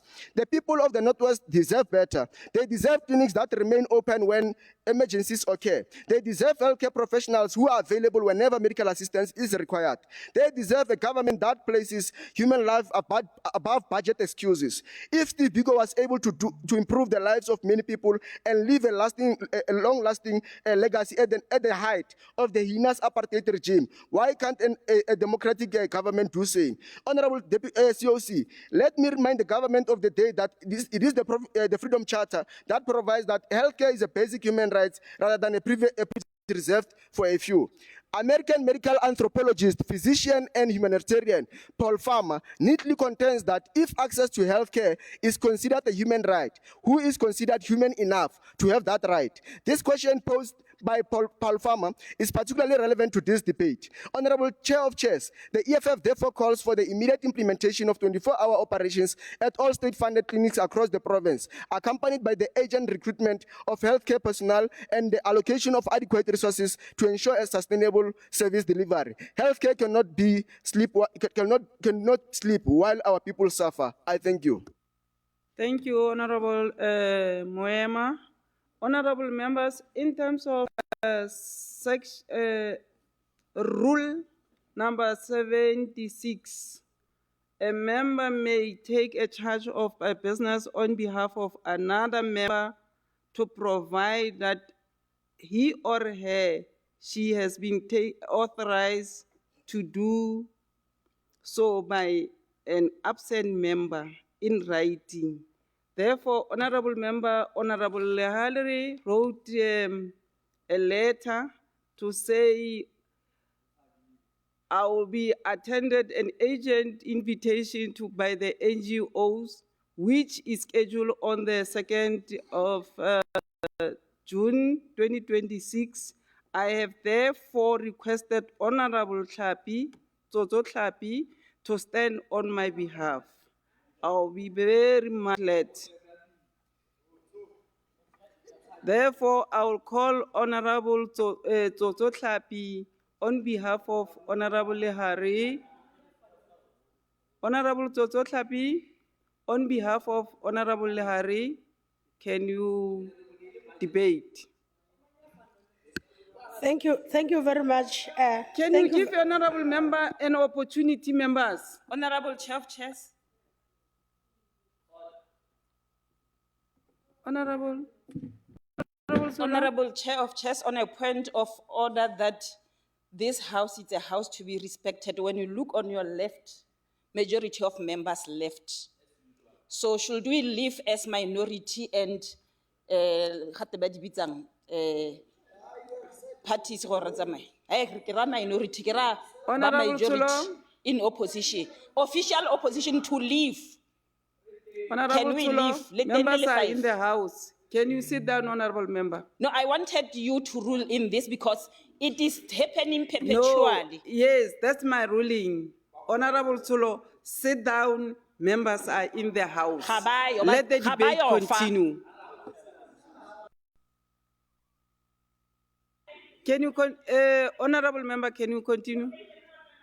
Honorable Thank you very Tsulo. much, Chair of Chairs. Chair of Chairs, Honorable Tebogo Modise, Honorable Deputy Speaker Ntate Colin Maine, Chief Whip of Majority Party, Honorable Mutlalepule Hosha in absentia, Honorable Premier in absentia, my colleagues from Executive, Honorable Members, Bahi Babukoni Bupirima Dumelang. Chair of Chairs, the Constitution of the Republic of South Africa places a responsibility of government to progressively realize the right of every citizen to have access to health care services. Honorable Fanon. This constitutional mandate is further strengthened by National Health Act, which requires the state to provide accessible, equitable, and quality primary health care services to all communities. The African National Congress has, since the advent of democracy in 1994, championed the transformation of the health sector from one that was fragmented by the apartheid, unequal and largely inaccessible to the majority of our people, into a system founded on the principles of equity, dignity, and universal access.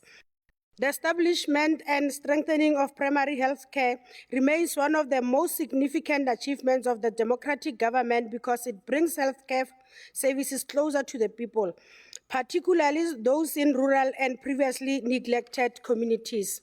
As we continue laying a foundation for the successful implementation of the NHI, strengthening PHC services remains the central to our vision of achieving universal health coverage. The debate regarding the operating hours of clinics, community health centers, and district hospitals must therefore be understood within the broader political commitment of the ANC-led government to ensure that no community is denied access to essential healthcare services because of geography, poverty, and historical disadvantage. Honorable Chair of Chairs, MEC Lehare appreciate the opportunity afforded to him by this August House to provide an update on the operating hours of primary health care facilities across our province and to outline the work currently underway to expand access to health services. The discussion is important because the operating hours of our facilities directly affect the ability of our people to access emergency services, maternal and child health care, chronic medication, trauma care, and other essential health interventions. It is therefore imperative that we engage on this matter based on facts, Honorable Moema, available resources and realities facing our healthcare system. Honorable members, the Northwest Province has made significant progress in extending access to healthcare services beyond traditional daytime operations. Currently, the province operates 84 clinics on 24-hour basis, representing a substantial investment in the healthcare access and service delivery. And the distribution of these facilities is as follows. Bojanala District in 23 clinics, Nakamudi Lema in 29 clinics, Dr. Kenneth Kaunda in 10 clinics, Dr. Ruth Sukhumuzi Mumpati in 22 clinics, and these facilities provide critical after-hour services to our communities, ensuring that healthcare remains accessible beyond normal hours. Furthermore, honorable members, the department has already identified 12 additional clinics for conversion of 24-hour operations, demonstrating that this program is not merely a future aspiration, but a process that is actively underway. These facilities are distributed as follows, Honorable Babaile. Bojanala District, 6 clinic Babuile. Bojanala District, clinic Tataro. Ngaka Mudiri Molema in a 5, Dr. KK in a clinic A1. Honorable Chair of Chairs, the department does not convert facilities to 24-hour operations without proper planning. We follow nationally prescribed primary healthcare norms and standards. Honorable Sonakile. No, thank you very much, COC. I wanted to ask the MEC a question.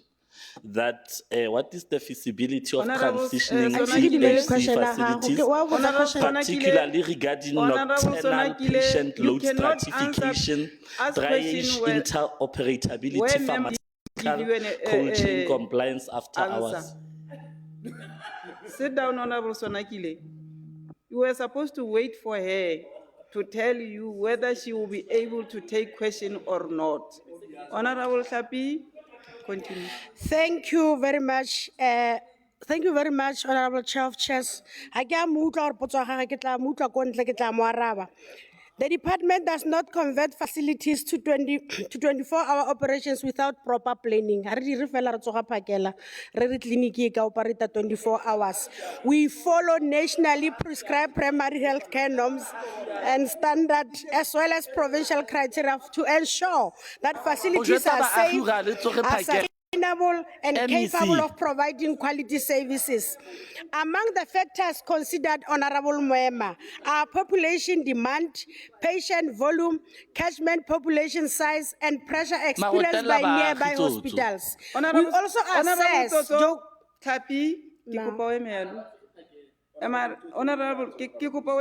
Honorable, Honorable Sonakile. Honorable Sonakile. Kikopa, oh, behave. You are in the house. I'm warning you for the last time. I'm warning you for the last time.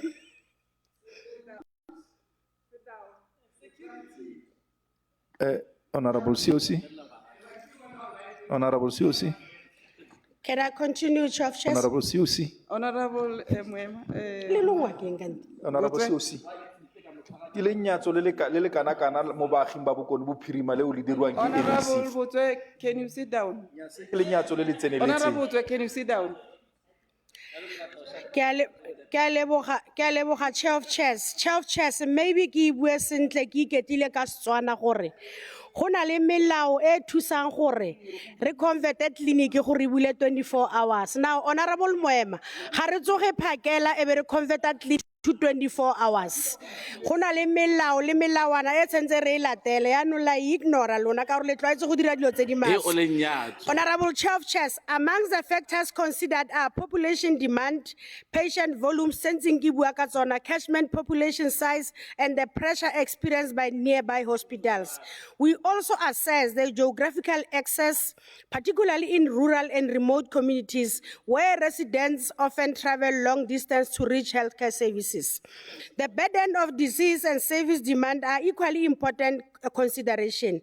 Facilities with high trauma cases, significant maternal and child health needs, and frequent after-hours emergencies receive priority consideration.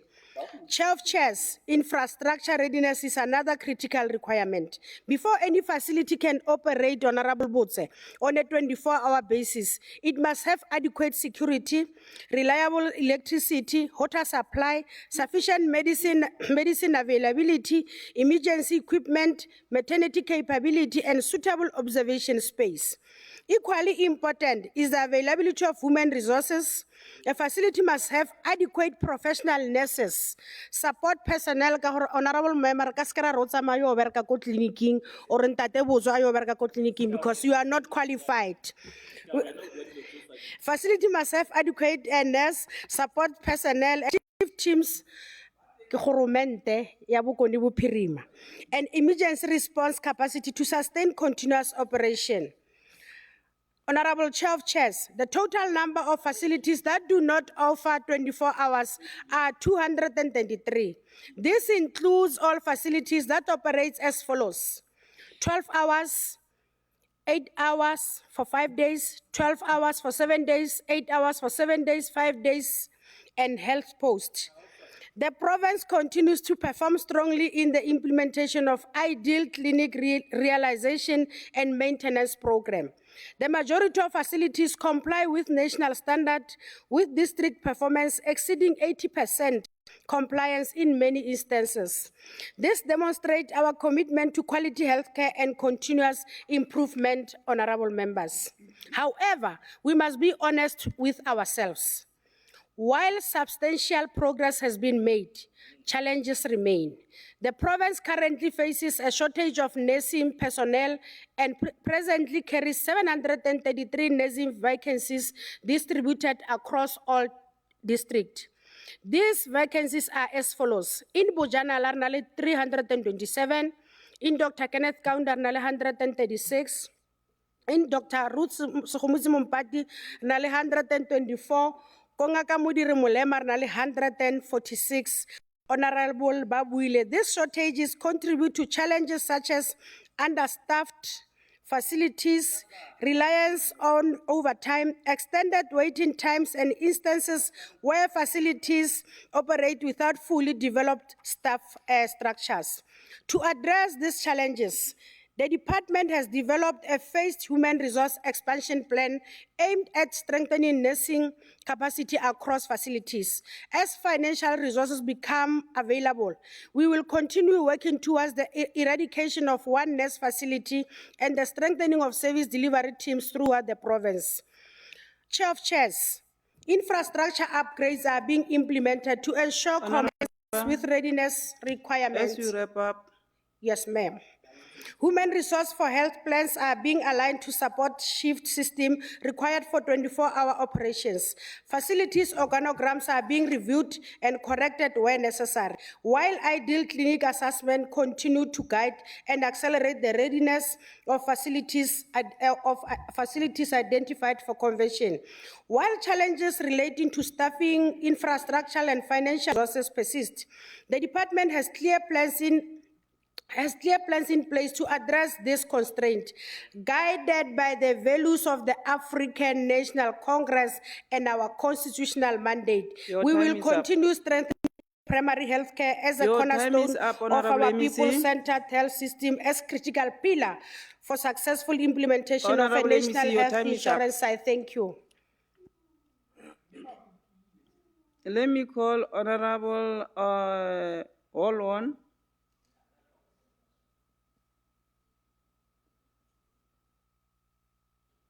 Honorable Olwan, you have 8 minutes.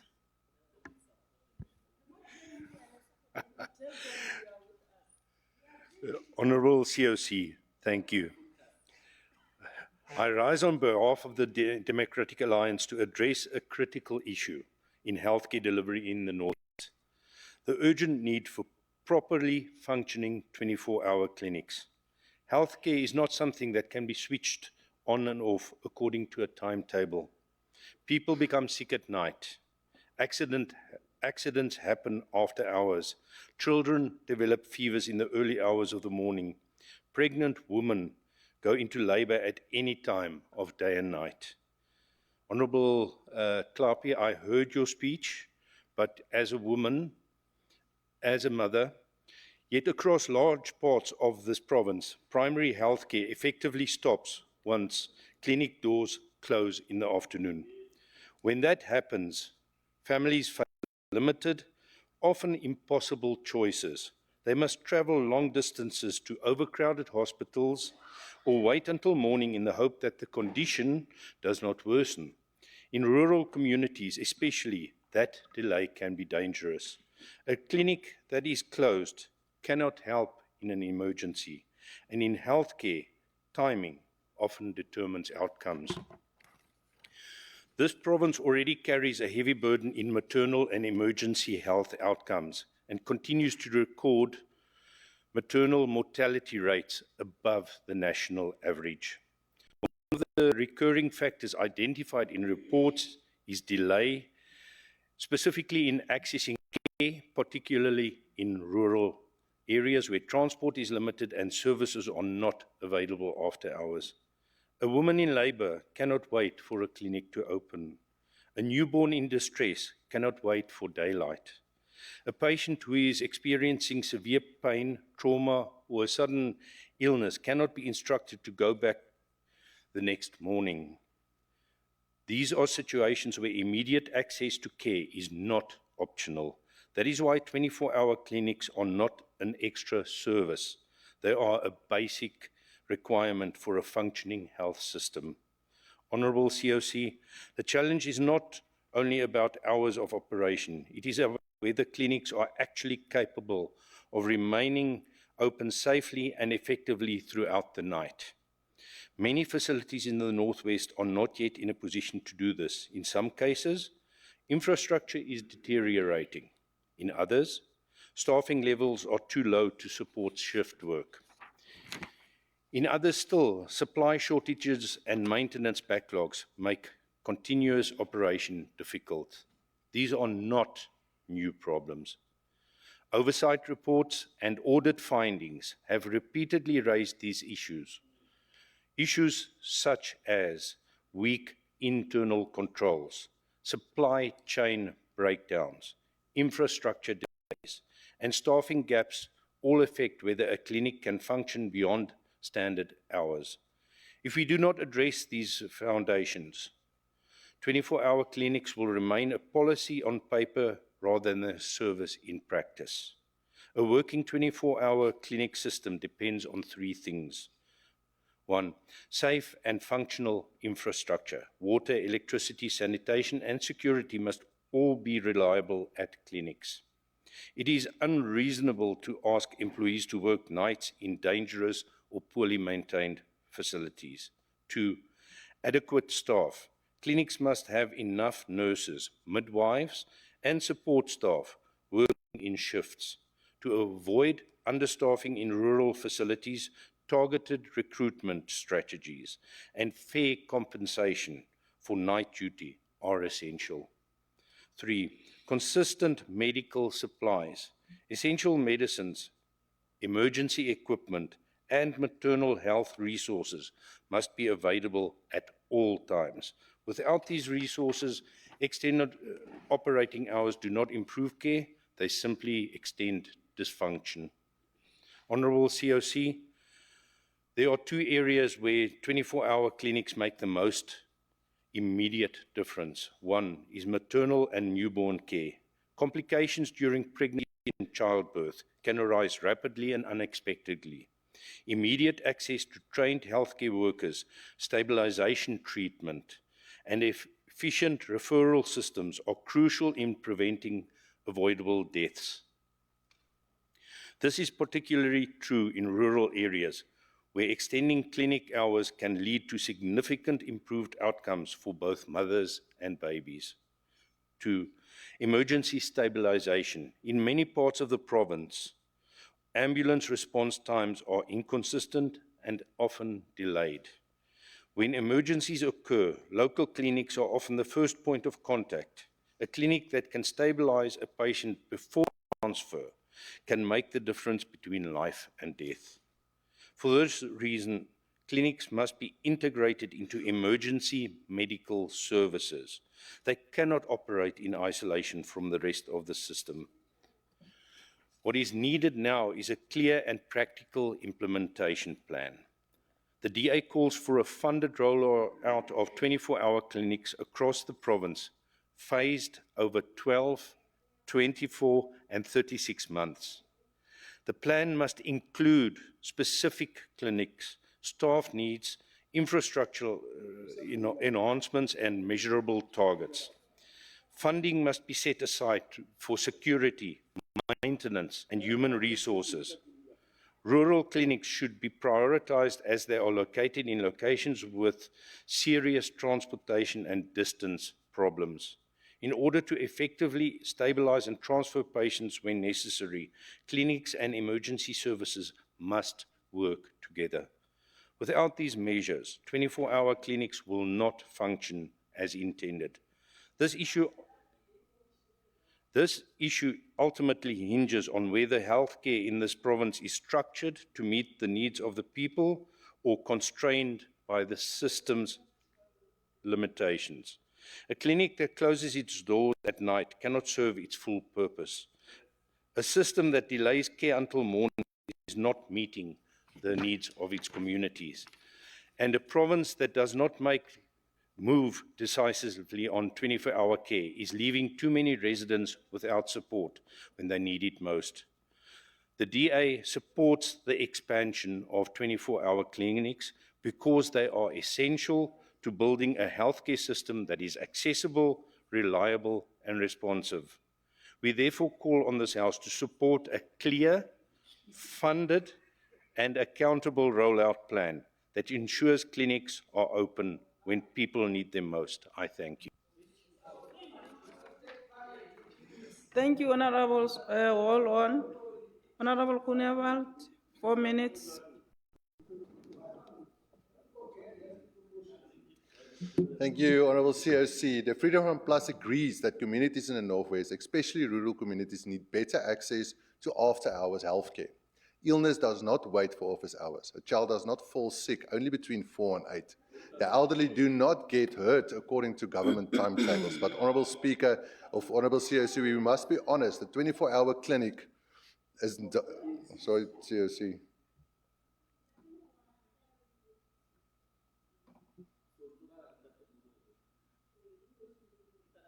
Sorry, COC. What does it help to keep a clinic open 24 hours if there are not enough nurses? What does it help if there is medicine? What does it help if the patient records are badly managed, ambulances are unavailable, and mothers are told that infant vaccines are out of stock? The current shortage of infant vaccines, including vaccines meant to protect babies against severe forms of TB, should alarm every member of this House. This is not a small administrative mistake. It means that the babies can be left unnecessarily exposed to preventable illness, disability, and even death. If the government cannot reliably provide vaccines to infants during ordinary clinic hours, how can they credibly promise a fully functional 24-hour service? The Honourable COC, the Freedom Front Plus supports the principle of expanded clinics. Ours is in high-need communities, but we reject empty announcements that are not backed by staff, medicine security, ambulances, and proper management. The first step is to fix what is broken, ensure medicine availability, fix vaccine supply, improve patient records, appoint and retain nurses, strengthen ambulance services, secure clinics after hours, then identify priority rural clinics where 24-hour services can be implemented responsibly. For 25 years, communities have heard promises about accessible healthcare, yet in many parts of the Northwest, people still struggle to access basic services. They wait in long queues, they travel for distances, they arrive at clinics only to be told that medicine and vaccines are not available, and then the government says there are budget constraints. But the people know the truth. This is not only a money problem, it is a governance problem. It is a poor planning, it is weak administration, it is corruption, it is a legacy of a government that has spoken more about healthcare than it has delivered healthcare. Honourable COC, this year communities will again judge those who govern closest to them. They will remember the closest clinic gates. They will remember the missing ambulances. They will remember the vaccine that was not available for their child. The people of the Northwest do not need another promise. They need clinics that actually work. Thank you. Thank you, Honorable. Thank you, Honorable Groenewald. Honorable Mate.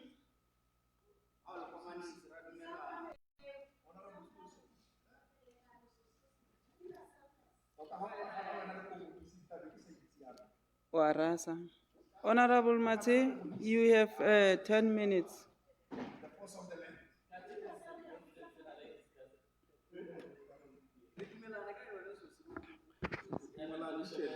Honorable members, Motlotlegi Warasa. modulastilo wa foramo ya badula ditilo ba ntlwe ke lebogela sebaka se ko tshimologong a re gopole se se kileng sa buiwa ke mongwe wa baeteledipele ba ba tlhwatlhwa president ya ko Burkina Faso Comrade Thomas Sankara ke a monopola. As revolutionaries, we don't have the right to say we are tired of explaining. We must never stop explaining. We know that when the people understand, they cannot help but follow the revolution. Close quote. Ya no, motlotlegi moema, gompieko, e kete gare mo dikganetsanong, ke nagana re tsene mo dithutong, re rutane. Ha re ka ra ganetsana tle be re dira phoso. Taba ke ena, ha motho a go reditse, e kete wa re wena ko o phelang ko teng ga gona ditleliniki tsa 24 hours. Le ka mokgwa o tlhagisitseng kgang ya gago ka kwano ka teng. Yaanong a re go netefaletse gore di teng, di a dira mo provinceng ye. Gongwe ntho e tshentse re baakanye ke go na le selo se go teng ke tools of analysis. Ke go thusa go tlhaloganya, go lemoga seemo le go tsenya mekgwa ya go rarabolola dikgwetlho tsa loago. E kete ya go latlhegela. Yaanong ha o leba seemo sa Afrika Borwa pele ga 1994 go simolola fela ka bo 1960 re ne re na le a very strong public health system. Mara ha re ya ko di-negotiations, Honorable Botswe, that public health system was collapsed in favor of a private healthcare system. Goreng go ne go dirwa seo? Goreng go ne go dirwa seo? Se ne se dirwa ka gore puso e tlebeng e eteletswe pele ke batho ba ba ntse ba gateletswe e ne e tlile go tsena. Yaanong mokgatlho wa lefatshe o tlhagisitse dilo di le thataro tse ba reng ke di-building blocks. Okay, quickly, leadership and governance, access to essential medicines and other communities. Number 3, health workforce. Number 4, health system financing. Number 5, health information system. Number 6, health service delivery. Now, how bua ditaba tse o sa tlhagise gore o bua ka efeng e mokgatlho wa lefatshe o rileng re e baakanya tota o itsenya mo sekgweng. Yaanong mokgatlho wa lefatshe o rile wa re mebuso ya lefatshe e farologaneng ba dirise bonyenyane 5% ya GDP. Rona re mo kae? Re ko 8.5%. Mara bothata ke bo mo 8.5%, 5% e ungwela 14% ya setšhaba. Kore ke batho ba le 8.5 million ba ba ungwelwang ke madi a 5%. Okay? Ha re tswa moo, ke fela 3.5% ya GDP ya rona e ungwelang 86% ya population, which is just about 51.5 million people. Now, tsitsinyo ya gago ya re tlogela batho ba tshwereng 5% ba tswelele ka yone ba tshwereng only 3.5%, the 86% of the population. Wa re a re go ba bulela ditleliniki ya nona ka re a re tsikinye sose man, a re tsikinye sose madi a skaya ko go ba humileng ba 5% ya GDP ya a skaya ko bathong ba botlananyana ba 14%. Re simolola moo ha re batla ka go baakanya Paul ya no mengwe ya metheo ya NHI e bua ka equal access, eliminate the inequality of the two-tier healthcare system, where the wealthy people access private facilities and the poor, they rely on an under-resourced public clinic. Okay? Now, Karl Marx, ka 1875, mongwe ya ditiro tsa gagwe, Critique of the Gotha Program, o re rutile sengwe ke se, a re, from each according to ability, to each according to need. Yaanong wena motlotlegi moema, o ka se wa tutubala tlhe, o bo ignora dithuto tse tsa ga Karl Marx man. O ka se wa tutubala o re rarabolo, o tutubetse, o sa utlwe gore ga teng go loga. He, bula matlho ntate, bula matlho motlotlegi, o utlwe gore ra reng go loga. Yaanong rona re lwa kgatlhano le bahumi le batho ba ileng gore ke beng ba dithoto tsa tlhagiso, the owners of production. Ba re isitse khoto, yaanong ga re utlwe rona la reng, rona re le African National Congress, minister wa rona Aaron Motsoaledi re moema nokeng gore ntwa ya go lwantsha bahumi gore ba tswelele gore re emise gore madi a mantsi a ko go bona re tshotse ntwae. Yaanong re batla go utlwa lona la reng, ga re utlwe le bua sepe, lona ekete la re se se dirilwe mo nakong e fetile a re tsweleng hela ka sone. Yaanong motlotlege Musa, wena modulasetilo wa ntlwe, re ikuela go ba gaetsho ka fa gore ba seke ba bua dilo mara ba sa kgone gore tlhalosetsa gore context e re operator mo yone ke efe. Now, rona re netefaditse gore tiro e ya go bulela di-facility go batho ba rona ya tswelela. Ga go a lekana, ka re go na le mathata. Madi a rona a ya ko bahuming, ene ke selo se e le gore bahumi ba gana gore madi a re fetisitse molao, ba lwantsha molao o. Now, tabe nngwe ke ha re batle ditleliniki tsa ditshokolo, re batla tleliniki tse di nang le seriti, and re simolotse go aga ditleliniki tseo, mara for as long as madi a sa lekane ga re kgona go fitlhelela maitlhomo a rona. Ka jalo ko bofelong wena motlotlegi modulasetilo wa ntlo e, re ikuela go batsa karolo mo dithutong tse gore re ga ba bua dilo ba di bue ba itse gore ntwa e bolotse, ba ska itumelela go tlapelwa matsogo ke bao ba ileng gore ba sireletsa dikgatlhegelo tsa bahumi. Ke go lebogile motsamaisa. Thank you, Honorable Mate. Let me call Honorable Sulo. Honorable Sulo, you have 4 minutes. Thank you very much, Honorable Chair of Chairs and the community of Northwest at large. I bring you salutations from Umkhonto Wesizwe Party High Command and from the President General of Umkhonto Wesizwe Party, President General Gedeiga Giza Jacob Zuma. Honorable COC, Chair of Chairpersons, Wesizwe Party supports a motion that the Northwest government works hard and accelerate the pace of achieving a goal of ensuring that all state-funded clinics in the province or in Northwest province are provided with 4 hours operations as there is an urgent need thereof. The 24 hours Honorable Chair of Chairs, operations of all state-funded clinics will bring improved access to healthcare.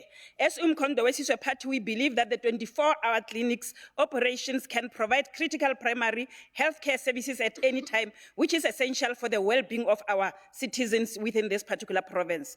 Many state-funded clinics normally operate between 7 o'clock and 16 o'clock from Monday to Friday. These limited operating hours, Honorable Chair of Chairs, severely constrain access to critical primary healthcare and infringe on the rights of citizens to have access to healthcare as when needed.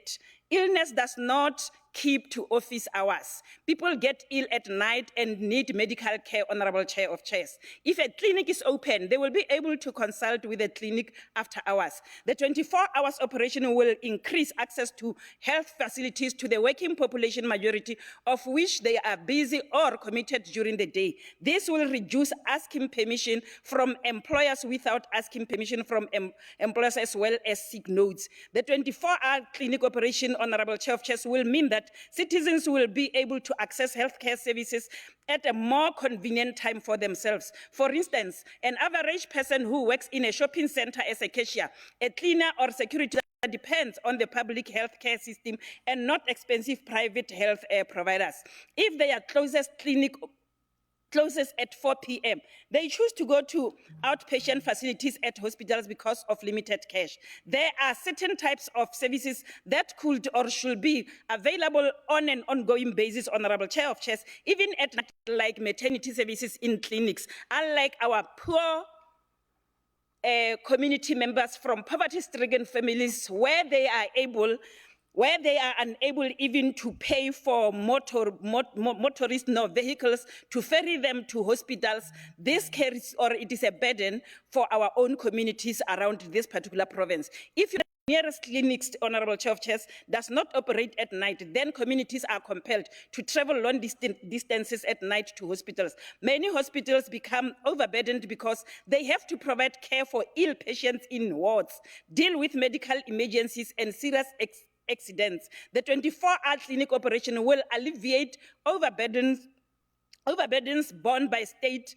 hospitals. State hospitals become overburdened because they also have to provide care for ill patients in wards, deal with medical emergencies as well as serious accidents. Wesizwe Party, Honorable Chair of Chairs, acknowledges that running a 24-hour clinic services is a costly exercise and it needs proper planning.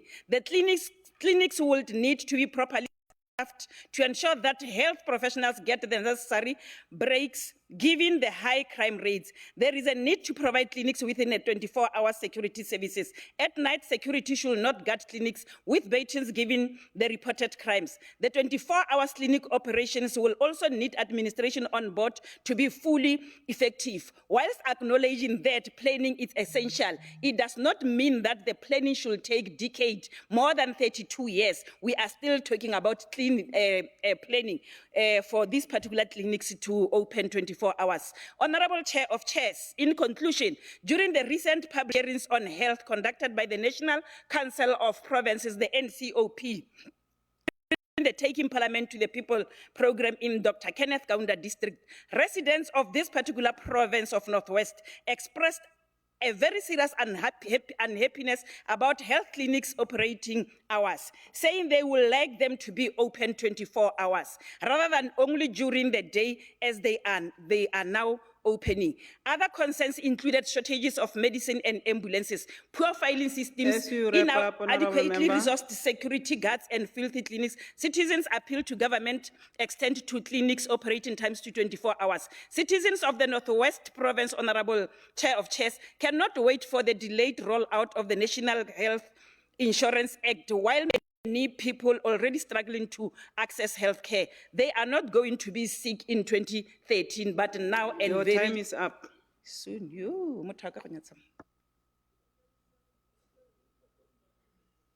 Honorable Mahikeng. You have 10 minutes.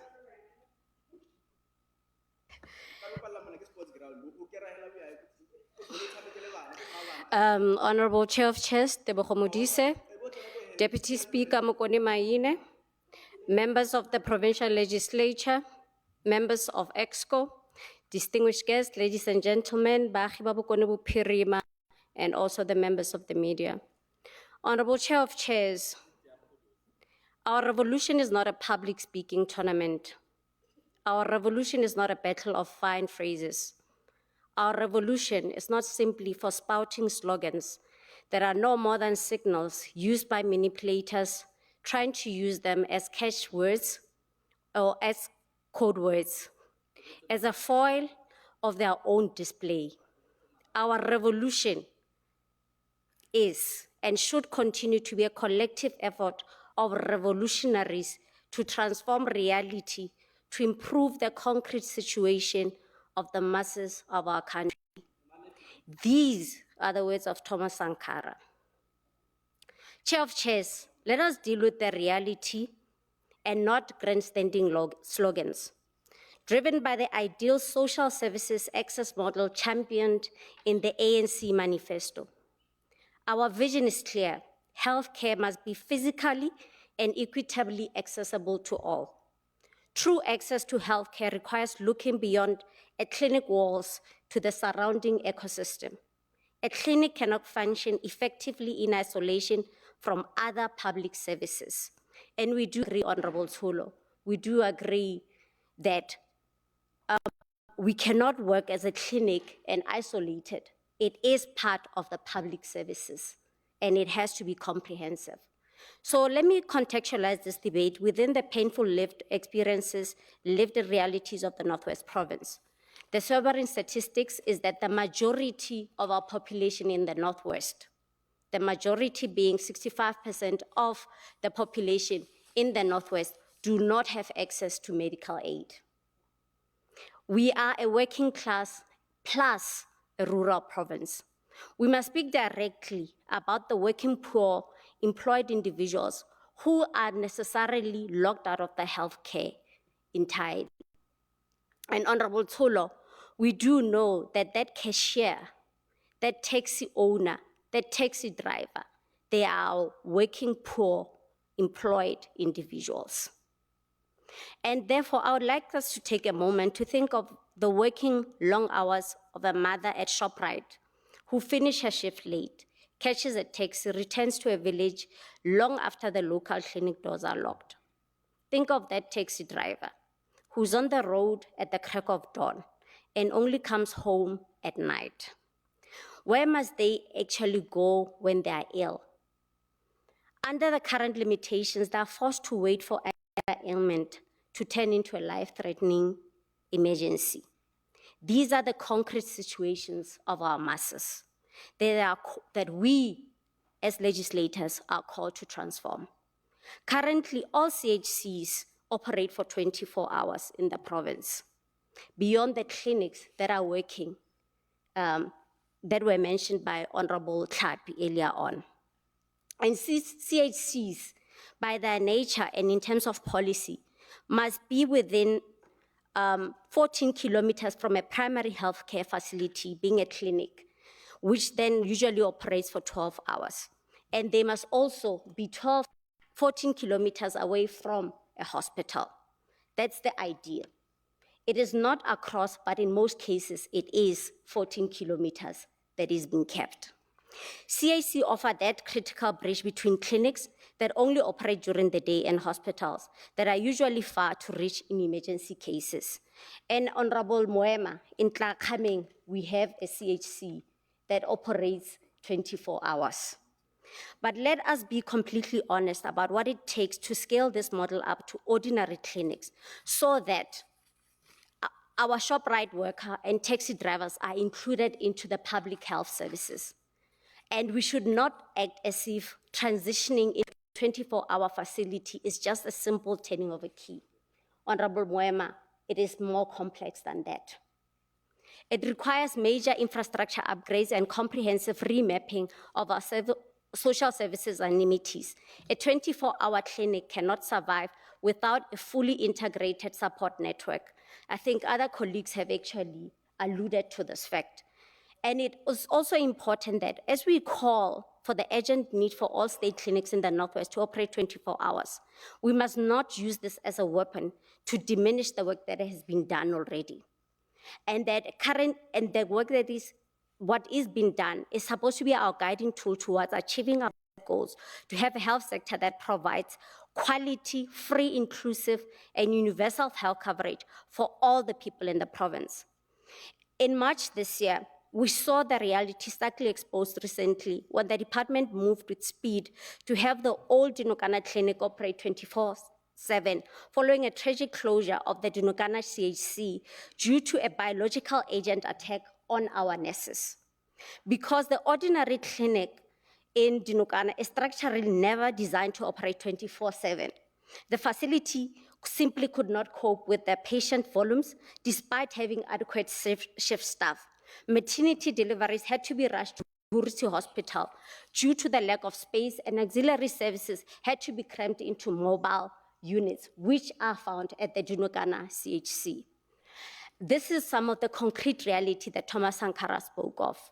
The security threat to our medical professionals is a massive barrier to the 24-hour operations. Honorable Moema, last year, you did have a motion without notice on what happened at Bapo.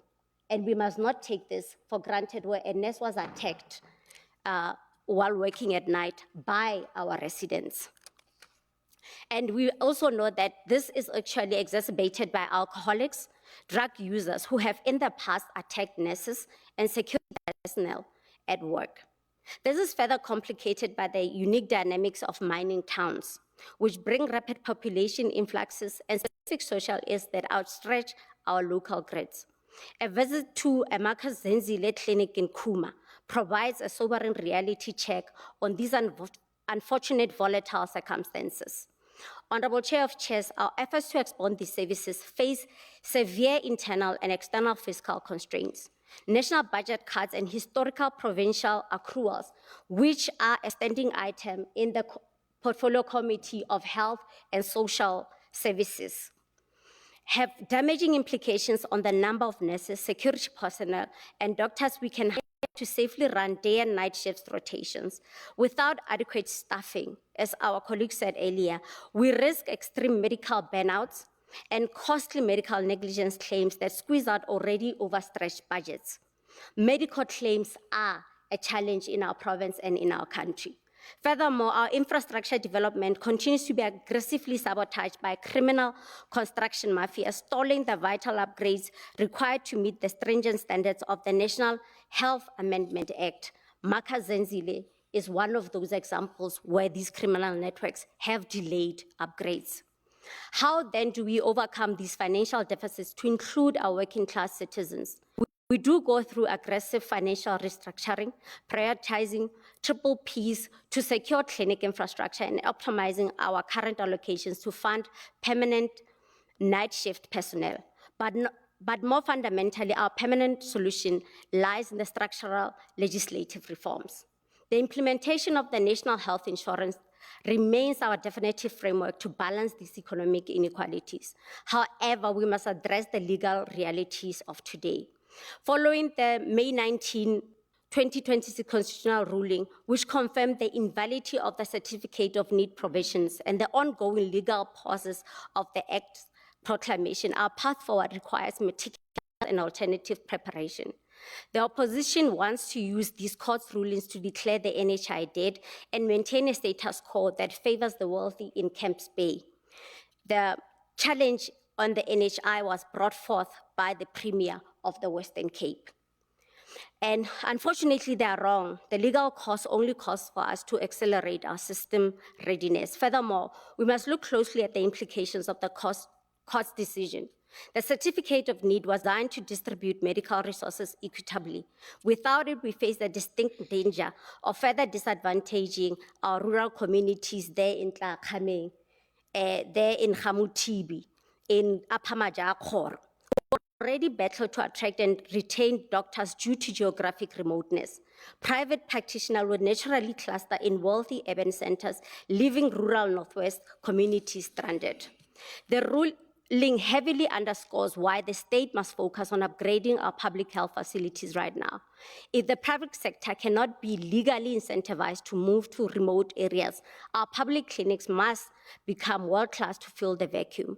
Under the NHI funding model, more clinics will achieve ideal clinic status because the equity-driven framework will unlock the necessary financial injections into our provincial Honourable budgets. Member, as we wrap up. Once actualized, the NHI will allow us to hire more medical professionals, eradicate infrastructure backlogs, purchase fit-to-purpose EMS vehicles as resolved by this House, and fully implement programs like the CDMD systems to improve treatment adherence. As I conclude, Honourable COC, the ANC government remains completely committed to the actualization of the NHI Act, the realization of universal health care.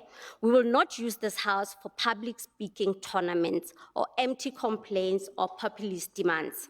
We'll continue to collectively, honourable members, revolutionary effort to transform our clinics, upgrade our infrastructure, align our social amenities, and deliver an inclusive, dignified, and accessible 24 healthcare system for the masses of our people, including the taxi driver, the retail worker, and the rural communities of this province.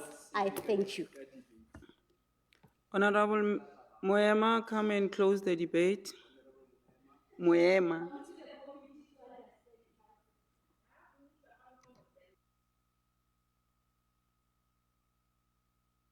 No, thank you very much. COC, this is so pathetic that when we have to have debate. 5 minutes, innit? 5 minutes. Of course, I know. I'm saying this is so pathetic that when we have to debate extension of hours, already those clinics are operational during the day. They're saying the same attention our people need, medical attention, they equally need at night. At night, it's even more crucial because there's issues of safety and so on. And they can't have access to the main hospital. And then you have Honorable Toto coming here to say, yeah, no, we're still planning. And we're not saying build more hospitals. Yes, we must build more hospitals, but we're saying with what we have currently, extend the hours. We do agree that there are challenges. Our people get sick at night, it's even more critical. Are no planning. As if she's saying something serious. But when they come, allowing the taverns, clubs, and nightclubs and all those things to operate late at night. They say, okay, crucial. But now, because we're talking about the most marginalized people of our society, we're told, so here clearly the issues, your priorities are not right. Let's prioritize healthcare of our people. But even worse, we are saying the issue is budgets and so on. We clearly told you that there is money. You are paying consultants a lot of money. You are paying different service providers in different departments, in different aspects of governance. Fruitless expenditures are there. You can't even recoup those money. So I think you have lost your thinking leadership. And that is so shocking. That's why we try to take you back to history. You had people like Steve Biko with these initiatives. You had Charlotte McCraig. I thought we were going to be inspired by those women because they come from a rank and file of the very same party that you are leading from. But clearly, you are far, you are detached from the lived realities. The same person, the cars she's driving, can operate the hospital for a month. The one that are provided the VIP protection. For what? We don't even understand. Yet people are dying on a daily basis. But yourselves as executive, you are enjoying perks. You are enjoying from taxpayers' money over your just individual protection. Your petrol card, for instance, if you were to check, can run 4 ambulances in a month. But because you're not conscious, let us not labor too much into you. I think Honorable Martin, Honorable Mmabatho will engage you outside. I are embarrassed. Honorable Martin, you know when Frederick Engels was speaking at the graveside of Karl Marx, he makes a contention that men, before they engage in politics, science, arts, religion, and so on, they must first eat, they must have land, they must have bread, shelter over their head, and so on. So I can tell my dear leader that you are now engaged in politics of Borot. You just have to defend, even things that cannot be defended by Marxists. I agree with you. From each according to his ability to each according to his needs. Are you saying our people do not deserve to get health attention or to have access to health facilities? You know, I listen to Mahikeng. What is this issue saying this one? Because those clinics are there. We are saying those state-funded clinics extend the hours. It's like, we must come with it's like we're speaking rocket science. It's nothing difficult, leadership. Already those clinics, they have security guards protecting that infrastructure. At night, some of these things are already in place, whether they get services at night or not. That infrastructure is protected. Whoever is within those facilities already has protection. So it's not like everything else now must be outsourced. We must bring a lot of new systems.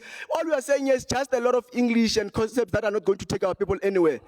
During my door-to-door, Honorable Mmabatho, one lady said to me, this ANC government, they only remember us during the time of voting as special voters.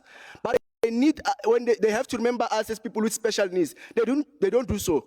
And clearly today, with this type of a debate, we can tell that we want to make things that are easy very complex. But already there's a law that allows the clinics to operate. Already those clinics are operational. So clearly you didn't even follow the debate. But also, Honorable Mate, just after Ghana gained independence around the 1950s and so on, the 1960s, he says he writes that the beautiful ones are not yet born. And that also is corroborated by the writings of Antonio Gramsci that the old world is dying and the old is refusing to be born. So we can't all the time stuck in the apartheid era. Yes, we have Matthias and so on, but you are in charge, you are even black, you are even losing government, ANC is gone. You are no longer in charge. Still saying you are planning. Still saying I think as if you are becoming intellectual. There's nothing intellectual about telling us in this platform that so we must take our people very seriously. There's an urgent need. There's an urgent need for those clinics to operate 24/7. Let's save our lives.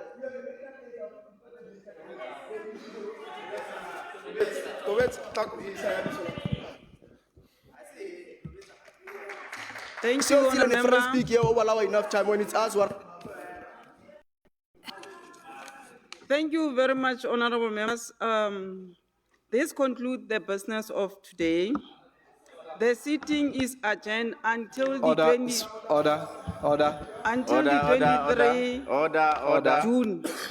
June.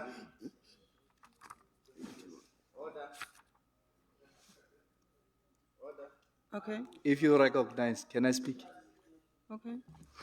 I rise in terms of Rule 81, where I call on the members to cast a vote on the debate we just had now, on as to whether. Thank you very much. On as to whether the legislature must take a decision on the implementation of clinics to be open 24 hours. Want to see the ANC people refusing Thank you very much, Honorable Babuile. Thank you for sitting down. This house is Honorable Deputy Chair until of the Chairs, 23, I am supporting the motion. is rejecting opening of clinics. The motion The ANC is refusing opening of clinics 24 hours. No 24 hours clinic for Northwest. Thank you, ANC. ANC says no 24 hours clinic. Thank you.